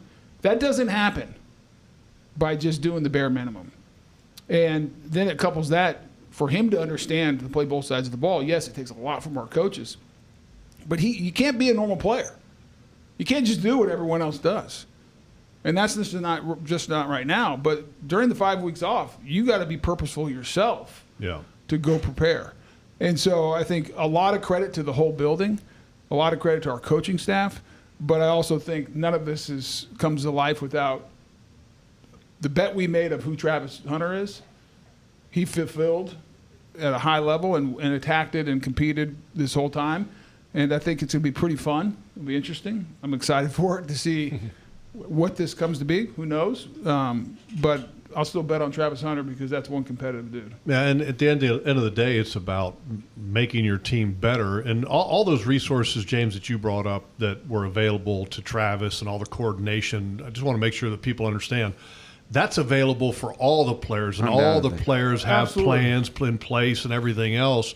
But this is, I think, a little bit of a unique situation where it requires just a little bit more from a management standpoint. And typically you don't have to find that, an offensive coach is having to work through whether or not a player is available because he might also be scheduled to be on the defensive side of the ball. Right? That's a challenging piece. Special teams is also kind of one of those things where you have to manage some of that. Yeah, that's true. But I also think when you're talking about tracking the reps and planning the reps and everything else, one of the things that I think is been utilized before by other teams around the National Football League is GPS trackers to track the actual, mileage, so to speak, that's getting put onto the car. Did you guys utilize that with Travis and other players on the roster as well? It's universal. Yeah, that's constantly monitored and then assessed at the end of each day, and actually in real time adjustments can. How many monitors do you guys have? Well, each player has we have it 90 in their players, shoulder. so right now we're 91. 91 stitched players. in their jersey, so it's okay. It used to be like for people that don't know, it was like about the size of a iPad case or iPod's they're all case, built AirPods into the jerseys case. now. Okay. It's like almost a stitch on the back. Got like a little pocket, right? Yeah. Comes in and out. And then there's somebody monitoring the actual results in real time. Huh? Yeah. And they can alert the coach So or they whoever, right? come back, they take those things, and this is what I'm just trying to describe what I've seen before. They put them in a rack, and then it downloads all the data, and then bam, it's on the computer. That's right. That's pretty cool. That's wild. Technology. A lot of technology. A lot of tech. A lot of data, a lot of information. So have you guys worn the GPS, or you guys tracked yourself how fast? Yeah, Tony, how about you? Some fun How fast with would you this, run? I just told you. I'm not getting over 4 miles an hour. I don't think so.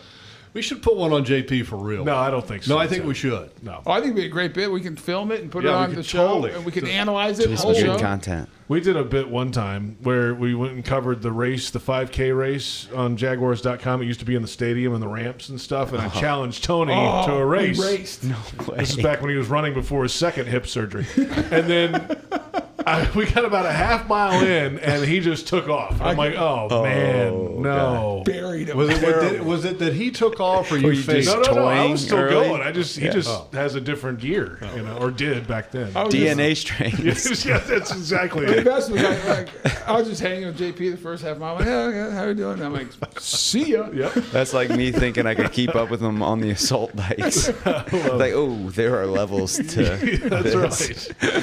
Hey, let's come back in a moment. Some more thoughts about the first couple days, final moments with Tony Boselli and James Gladstone. Our first Jags HQ of the season on Jaguars Radio.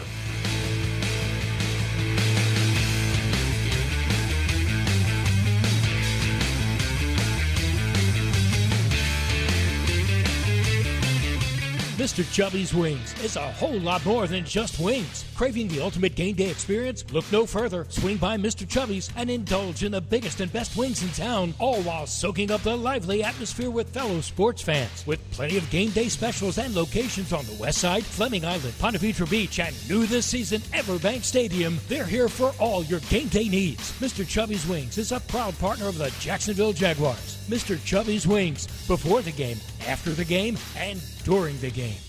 Hey Jaguar fans, get next level performance with Renewal by Andersen Replacement Windows and Doors. Right now, score 20% off your custom window and door replacement project, plus 12 months special financing. Defend your home against Florida weather with our Acclaim Impact Windows, built for the storm, backed by the Jaguars. Visit bestwindowsflorida.com to schedule your free design consultation and put a winning team on your side. Renewal by Andersen, proud partner of the Jacksonville Jaguars. Restrictions apply. License number CGC 1527613. Brooks Rehabilitation is proud to be the official rehabilitation partner of the Jacksonville Jaguars. The top-ranked rehabilitation hospital in Florida by U.S. News and World Report. Our playbook is individualized treatment and exceptional care to get you back to living your life. Brooks has cutting-edge technology and therapy solutions in every care setting, treating sports injury, orthopedics, brain, spinal injuries, and more. Go beyond your expectations with Brooks Rehabilitation. A bold change. A historic development is underway for the Bold City, and the Jacksonville Jaguars and team partners are part of it. The Jaguars' First and Forward Development Partner Program highlights the significant transformative efforts made towards the city of Jacksonville. Belter, Brooks Building Solutions, Jackson Electric Supply, People's Gas, Stark Tech, Miller Electric, AECOM Hunt, and WWK, championing progress on the field and in the community. The First and Forward Program, the First Coast forward together. Visit jaguars.com/forward together.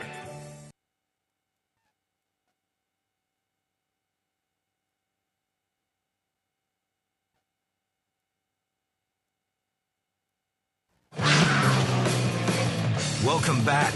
Jags HQ, presented by Fresh from Florida, continues right now. Welcome back. It is Jags HQ, presented by Fresh from Florida. JP Shadrick, Jeff Lageman, Tony Boselli, James Gladstone. Final moments with these two, unless you guys want to go the whole hour. No. Oh, okay, I figured. I'm good.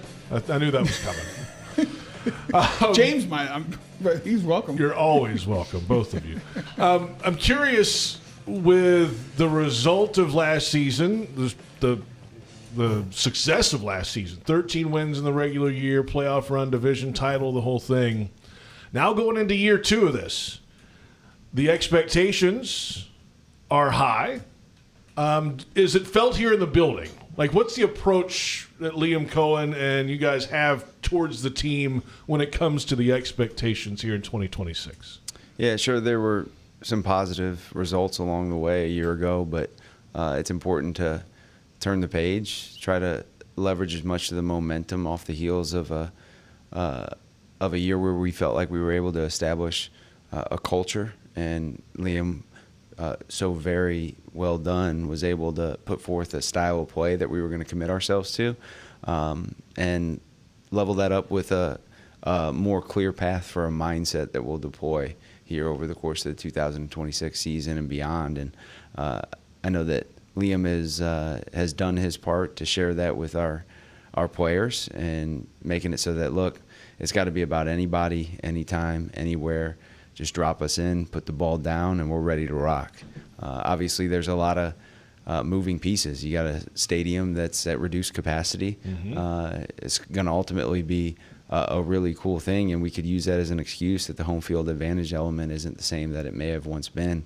But that's not going to stand in the way. You could say, coming off the heels of a successful regular season in terms of count of wins, that leads to a division championship, and now you're playing a first-place division schedule in the upcoming year. That's right. It can't be something that we look at without anything other than anytime, anybody, anywhere. And so that focus on the mindset has been a very clear point of emphasis, and I think is really where we root ourselves, and that's in the moment, and trying to do our best to keep ourselves there. I think everybody always anticipates the first day of pads, just because there are guys that separate, and there are also guys that separate when the lights get bright on game day. Yeah.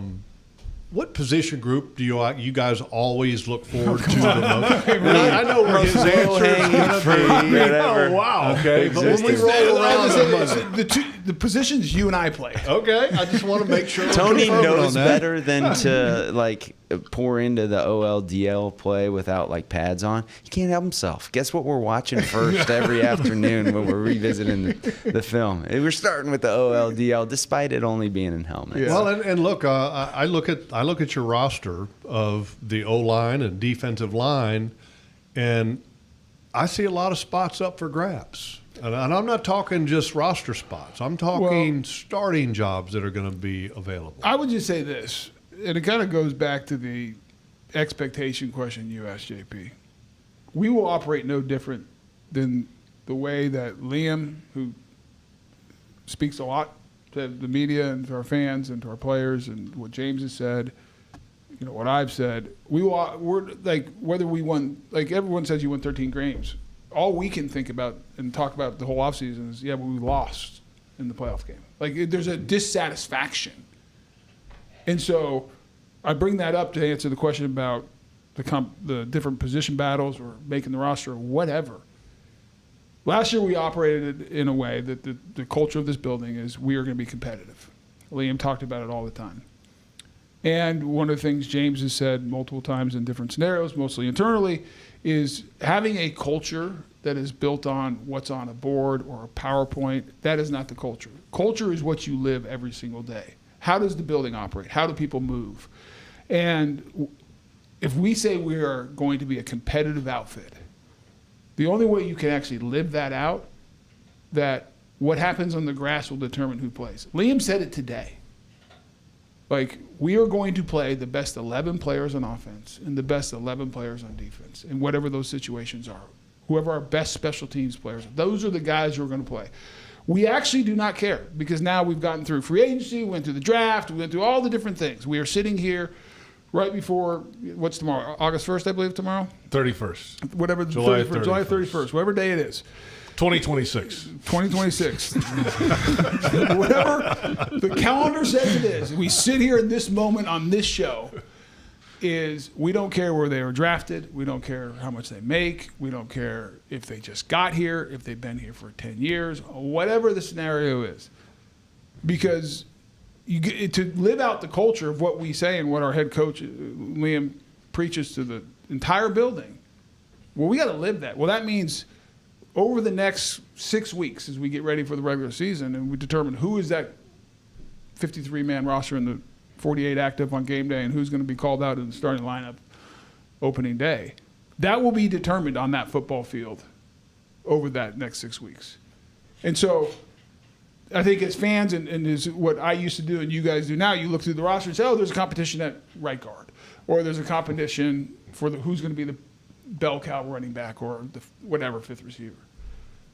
I would tell you, there's a competition at 22 spots on offense and defense of who's going to go play for us. And I think if you look back at how this team operated last year, we had a bunch of guys. Our starting 3 technique on first and second down was not on the team this time last year. Practice squad. He wasn't on. That's right. He was in Miami. He was in Miami, yeah. That's right. We were joint practice, and I'll never forget it. We're sitting on the field watching our offense work against their defense, and James says, hey, look at that. I don't know what number he was at Miami, whatever number he was. He was 93. 93, Matt Dickerson. And we started watching him. Started watching tape on him. He gets cut. Our pro staff does a great job of convincing him to come on our practice squad through the first 7 to 8 weeks of the season. He earns a spot on the active roster as a backup. By the end, took advantage of his opportunity, and he's a part of the number 1 rush defense in the NFL. No. And so you can just go through those scenarios across the entire roster. I mean, Antonio Johnson, who was probably one of our best defensive players by the end of the year, most people say, oh, he's probably a special teams guy. Yeah. Whatever he is. That's right. And so.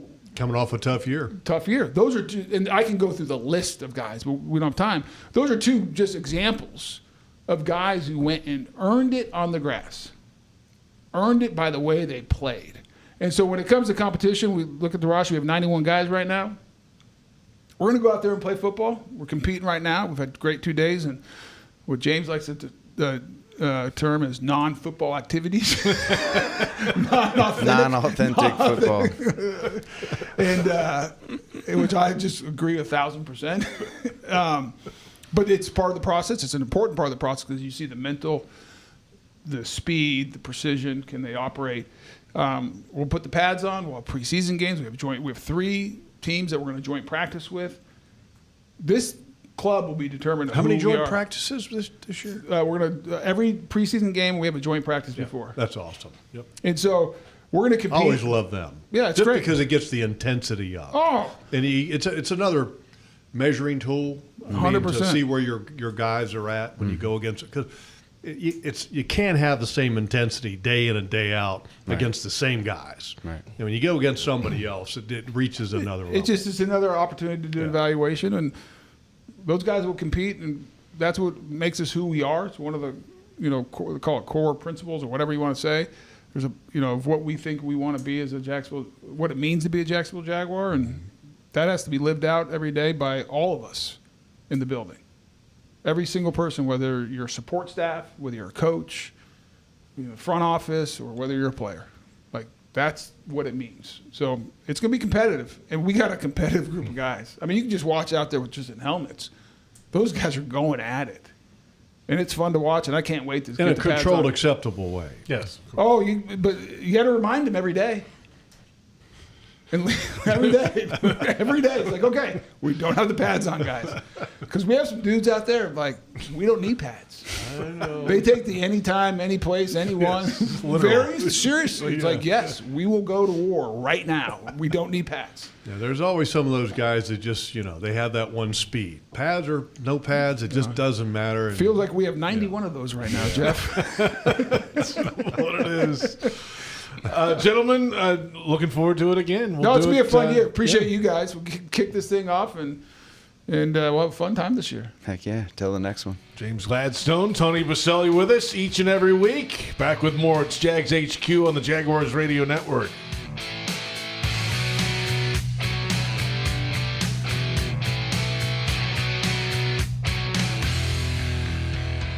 Back before Brian had a granddaughter to help take care of. Back when he was in his 20s, Brian served in the Army Special Forces and sustained brain injuries during a tour overseas. Today, Brian participates in the Haley Brain Wellness Program at UF Health, a program that helps veterans and first responders recover from traumatic brain injury. Brian was proud to serve his country, and now we're proud to serve him. UF Health. Human progress has no finish line. If you are an experienced electrician looking for your next big opportunity, look no further than the Miller Electric Company, a trusted name in the industry for over 96 years. At Miller Electric, we tackle the biggest projects in the city, offering you the chance to showcase your skills on a grand scale. We believe in rewarding hard work with the best pay, top-notch benefits, and an unbeatable culture where people actually care about each other. Take your career to new heights with Miller Electric Company. Apply today at millercareers.com. Miller Electric, an equal opportunity employer. Mom, how do you know you found the one? You just feel it. It'll be everything you want and more. And it'll be a part of Toyota's lineup. When you know it's the one, get it at the Big One sales event. Lease a new 2026 Toyota Tundra SR5 for $429 a month for 36 months. Offer valid through August 3rd, 2026. Well-qualified lessees with approved credit through Southeast Toyota Finance. $5428 due at signing. No security deposit with select equipment. $350 disposition fee. Excludes tax, tag, registration, title, and dealer fee. See dealer for details. Toyota. Let's go places. Game day means it's time to get loud, get proud, and get real. As a proud partner of the Jacksonville Jaguars, Deep Eddy Vodka brings real flavor made with real ingredients to every tailgate, watch party, and post-game toast. Handcrafted in small batches in Austin, Texas, Deep Eddy Vodka is distilled 10 times and is made with purified Texas water, real fruit juice, and pure cane sugar. Wherever you're cheering on the Jaguars, make every moment a real one with Deep Eddy Vodka, a proud partner of the Jacksonville Jaguars. Please stay drink responsibly. Deep Eddy Vodka is a product of Deep Eddy Distilling Company, Austin, Texas. 35 to 40% alcohol by volume, distilled from corn. Welcome back. Jags HQ, presented by Fresh from Florida, continues right now. We are back. It is Jags HQ, and yes, it is presented by Fresh from Florida on the Jaguars Radio Network. JP Shadrick with Jeff Lageman. Our thanks to Tony Boselli and James Gladstone. Starting off strong here in 2026, Logs. I mean, they walked in the door right on time. Yeah, that's right. Let's keep it that way, guys. Yeah. I mean, are they getting trained or are they acclimated? I mean, it's like they didn't have to get acclimated. They just hit the ground running. Mid-season form. Yeah. There's no ramp-up period for those guys. You want the football team to do the same thing. Yeah, right? Absolutely. Yeah. Some interesting stuff there from both of those guys. The expectations question and answer, that was pretty interesting, the mindset around here going into year two. And I think they both were very accurate in that it's not about 13 wins. It's about you fell short. You know, I mean, the goal is always the Lombardi Trophy. And so 13 wins are great. And it obviously helps the fans to continue to come out and support this team and get excited about this team, which is awesome. But at the end of the day, as an ultimate competitor, you want to win a championship. And I know that you can tell from their reaction and also from talking to some of the players that, look, they got a bad taste in their mouth from losing that game to the Buffalo Bills. I mean, they felt like that they'd love to have a do-over because they think they could have won that game or should have won that game. 2 or 3 plays away. And they did not play their best that day. And so, look, if you're looking for a motivating factor for 2026, look back at that Buffalo game and see the level of disappointment that they had in their eyes and in their hearts. Yeah. And that'll give them plenty to be motivated about this year. A lot of great news on number 12, Travis Hunter. Wide receiver, cornerback out there on both sides, and the strategy and the planning that is behind that. And by the way, I don't see any restrictions at all. No, he's running like a deer. So he's full speed. I don't see any kind of, hey, look, we're just, we're holding him back. He's full go as far as I can tell, and watching him in practice, and he's moving incredibly well. It was good to see him out there as well as other guys. Look, I can't wait to see this evolution of his role. And it's not the primary thing, because I think that, look, you've got to have a plan, and I'm willing to trust whatever plan that they have, but I think it's going to be exciting to see the execution of whatever that plan may be. Let's come back in a moment. Plenty more ahead after 2 days of practice. A third coming up tomorrow. It is Jags HQ on Jaguars Radio.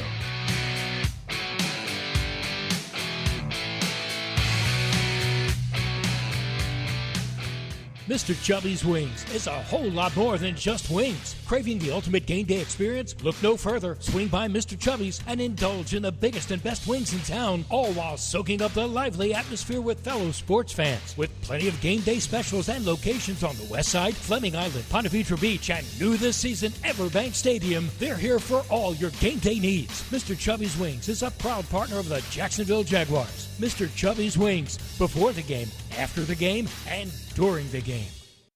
What's here is a place that generations have trusted to help their kids grow up healthy and strong. What's here are caregivers with knowledge and expertise rivaling any children's hospital in the world.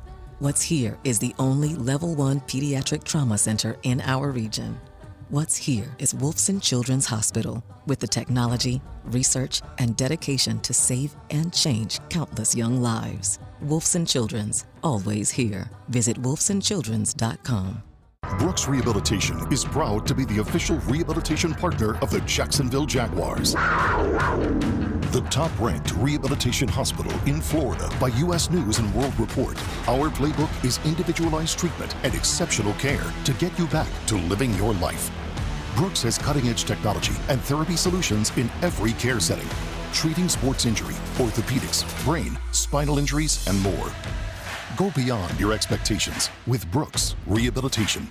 Hey Jaguar fans, get next level performance with renewal by Anderson Replacement Windows and Doors. Right now, score 20% off your custom window and door replacement project, plus 12 months special financing. Defend your home against Florida weather with our Acclaim Impact Windows, built for the storm, backed by the Jaguars. Visit bestwindowsflorida.com to schedule your free design consultation and put a winning team on your side. Renewal by Anderson, proud partner of the Jacksonville Jaguars. Restrictions apply. License number CGC 1527613.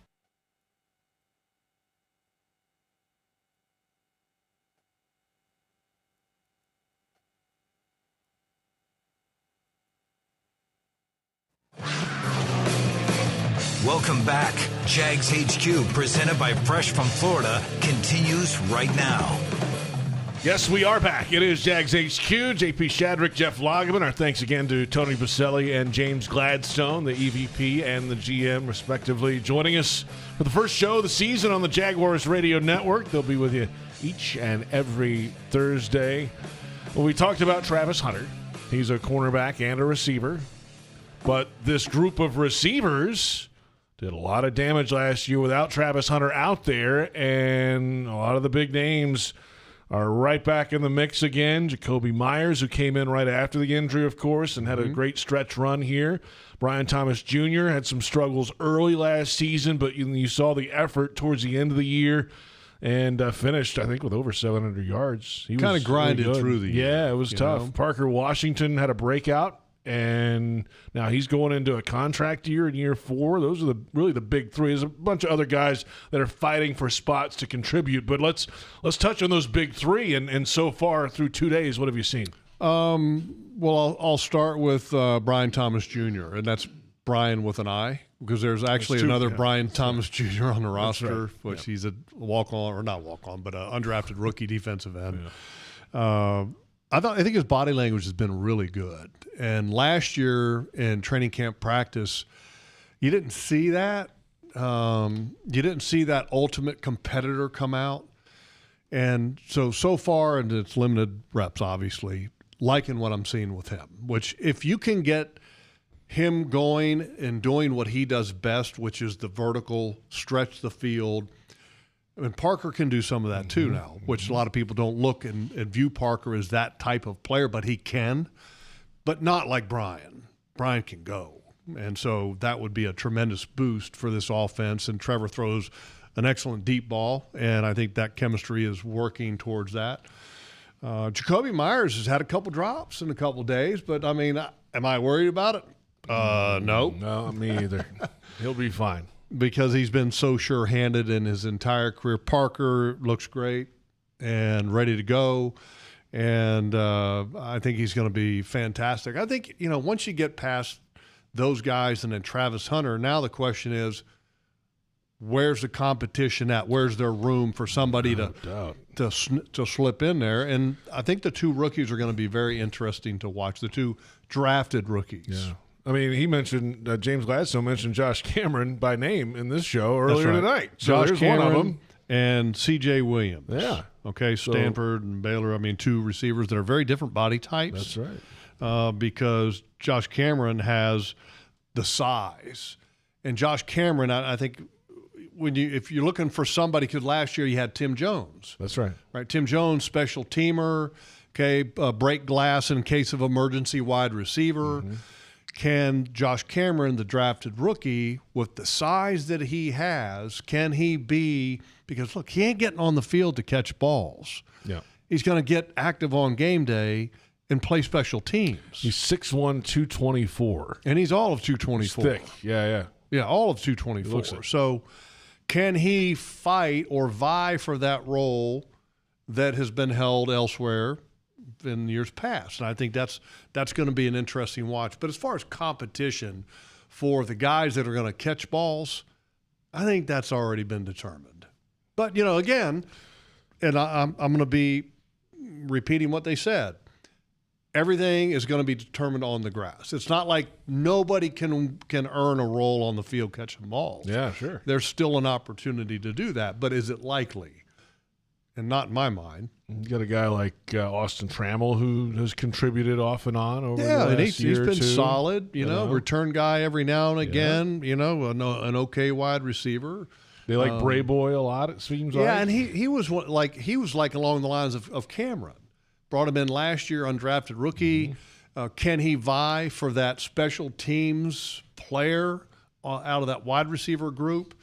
And wasn't able to get there. But this year, look, year two, you expect a big jump out of him as well. So expect him to have his hat in that competition for that special teams roster spot at the wide receiver position. Remember all that offseason talk about trading Brian Thomas Jr. and all that stuff? Yeah, and I don't know if that was real or not, but the reality is that the talk was started because he was not the same guy that we saw the rookie year. Yeah. So and I've always been a believer that where there's smoke, there's fire. And I don't know if there was actually trade talk about it, but I mean, I think when you have the performance the rookie year and then it goes down the second year, and then also the body language was vastly different. Sure. I mean, early in the season especially. Conversation, whether it's real or not, is going to happen when that happens. But now, body language is good with number 7. It's not like it was last year. And he's had some success in the first couple of days, which is nice to see. It's been only a couple of days. We got a long way to go. Yeah, that's all right. And that's what camp is for. We're back in a moment. Plenty ahead as the Jaguars continue training camp. It's our first edition of Jags HQ on the Jaguars Radio Network.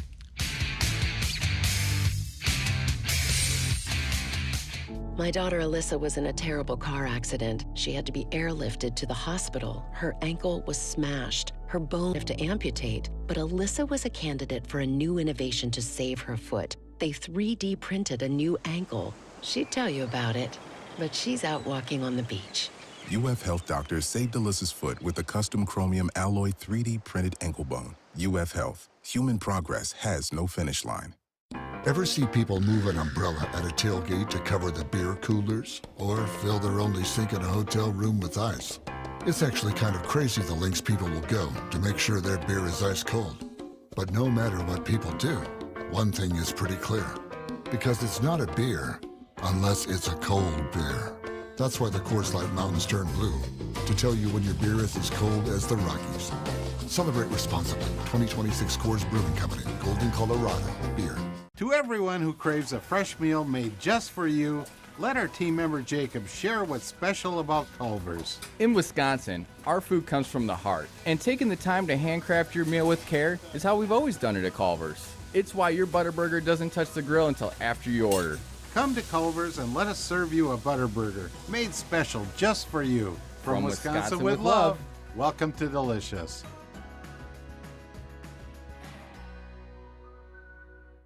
Mom, how do you know you found the one? You just feel it. It'll be everything you want and more. And it'll be a part of Toyota's lineup. When you know it's the one, get it at the Big One sales event. Lease a new 2026 Toyota Tundra SR5 for $429 a month for 36 months. Offer valid through August 3rd, 2026. Well-qualified lessees with approved credit through Southeast Toyota Finance. 5428 due at signing. No security deposit with select equipment. $350 disposition fee. Excludes tax, tag, registration, title, and dealer fee. See dealer for details. Toyota. Let's go places.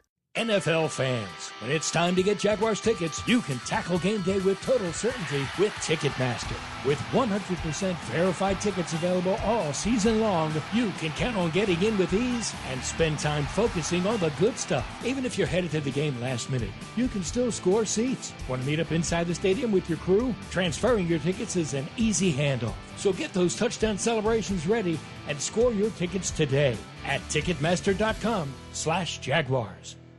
Game day means it's time to get loud, get proud, and get real. As a proud partner of the Jacksonville Jaguars, Deep Eddy Vodka brings real flavor made with real ingredients to every tailgate, watch party, and post-game toast. Handcrafted in small batches in Austin, Texas, Deep Eddy Vodka is distilled 10 times and is made with purified Texas water, real fruit juice, and pure cane sugar. Wherever you're cheering on the Jaguars, make every moment a real one with Deep Eddy Vodka, a proud partner of the Jacksonville Jaguars. Please stay drink responsibly. Deep Eddy Vodka is a product of Deep Eddy Distilling Company, Austin, Texas. 35 to 40% alcohol by volume, distilled from corn.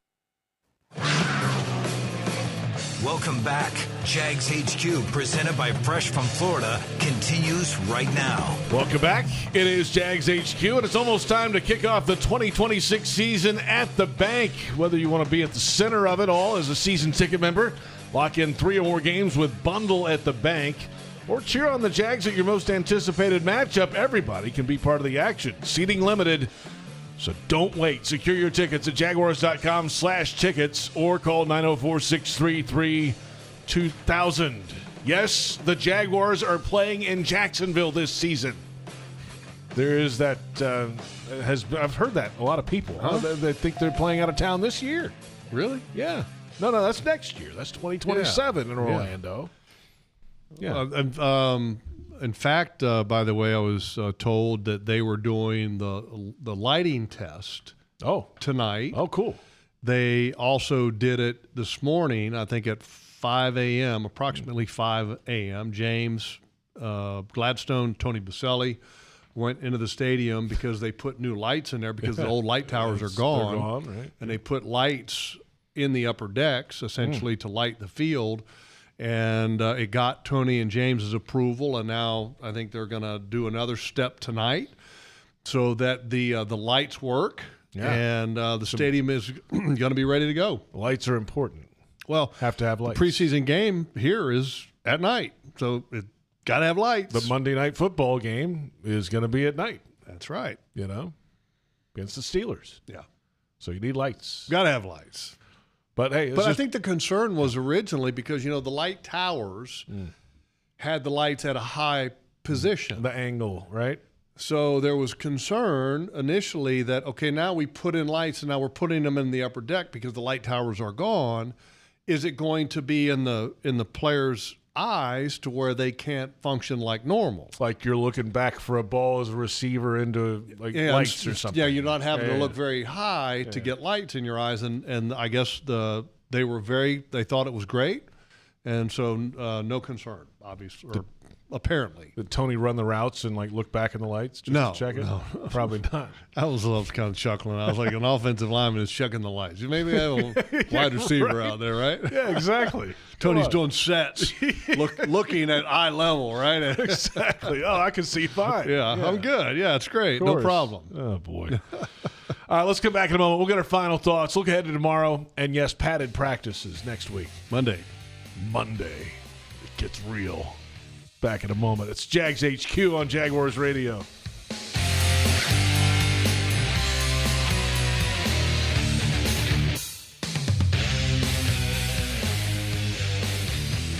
Mr. Chubby's Wings is a whole lot more than just wings. Craving the ultimate game day experience? Look no further. Swing by Mr. Chubby's and indulge in the biggest and best wings in town, all while soaking up the lively atmosphere with fellow sports fans. With plenty of game day specials and locations on the West Side, Fleming Island, Ponte Vedra Beach, and new this season, Everbank Stadium, they're here for all your game day needs. Mr. Chubby's Wings is a proud partner of the Jacksonville Jaguars. Mr. Chubby's Wings, before the game, after the game, and during the game.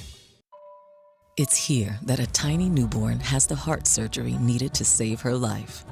It's here that a first grader learns to speak clearly and confidently. It's here that a 12-year-old athlete builds the strength to run full speed again.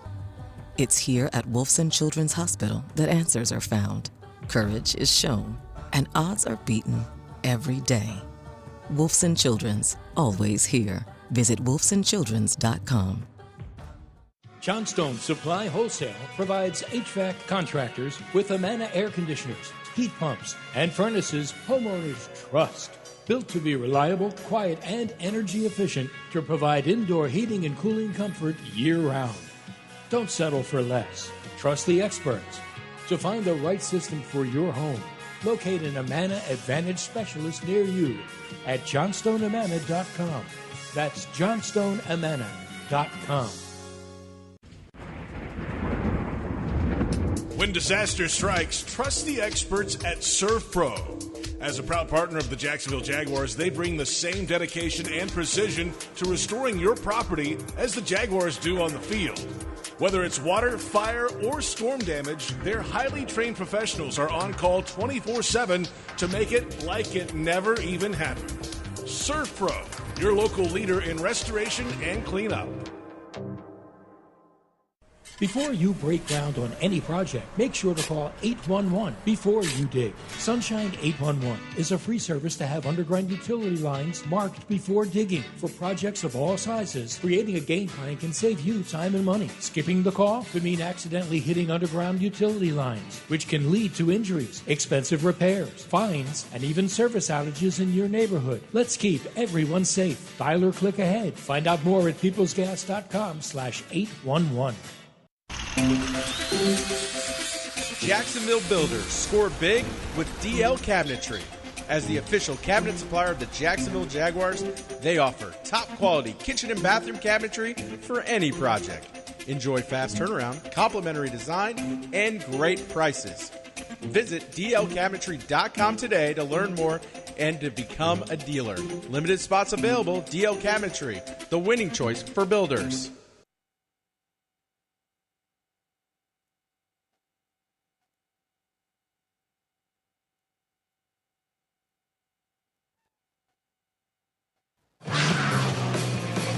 Welcome back. Jags HQ, presented by Fresh from Florida, continues right now. Welcome back. It is the final moments of, or these are the final moments, proper grammar logs of Jags HQ. JP Shadrick, Jeff Lageman, glad you're with us. Our thanks to Tony Boselli, James Gladstone, first half hour each and every Thursday here on Jags HQ.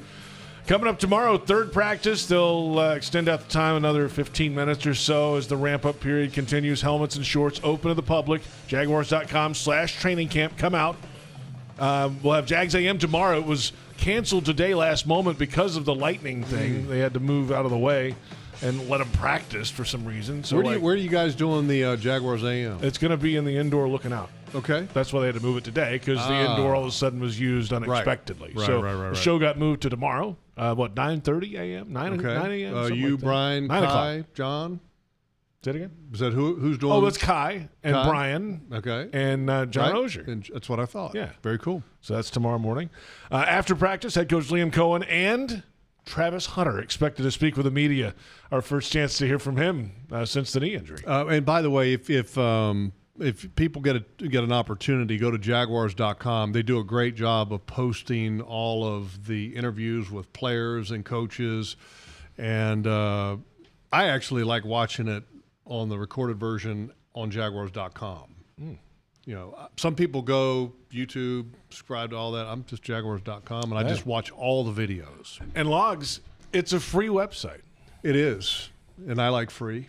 Free's for good. me. Free's good. Free's for me. And I will say that I really appreciate Liam Cohen and his press conferences. He does a really good job, and he's very genuine, and he's very honest, and he's very informational. I mean, it's like a lot of times when you watch a press conference, and look, not all coaches are terrible like Bill Belichick. Where you're watching a press conference with Belichick, it's like it's painful. We're on to Cincinnati, and Liam is entertaining, informative, and genuine, and I really appreciate that, and I think the fans do too.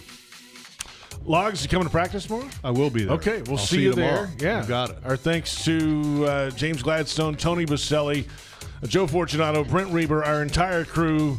For Jeff Lageman, I'm JP Shadrick. Thank you for watching and listening. It's Jags HQ on the Jaguars Radio Network.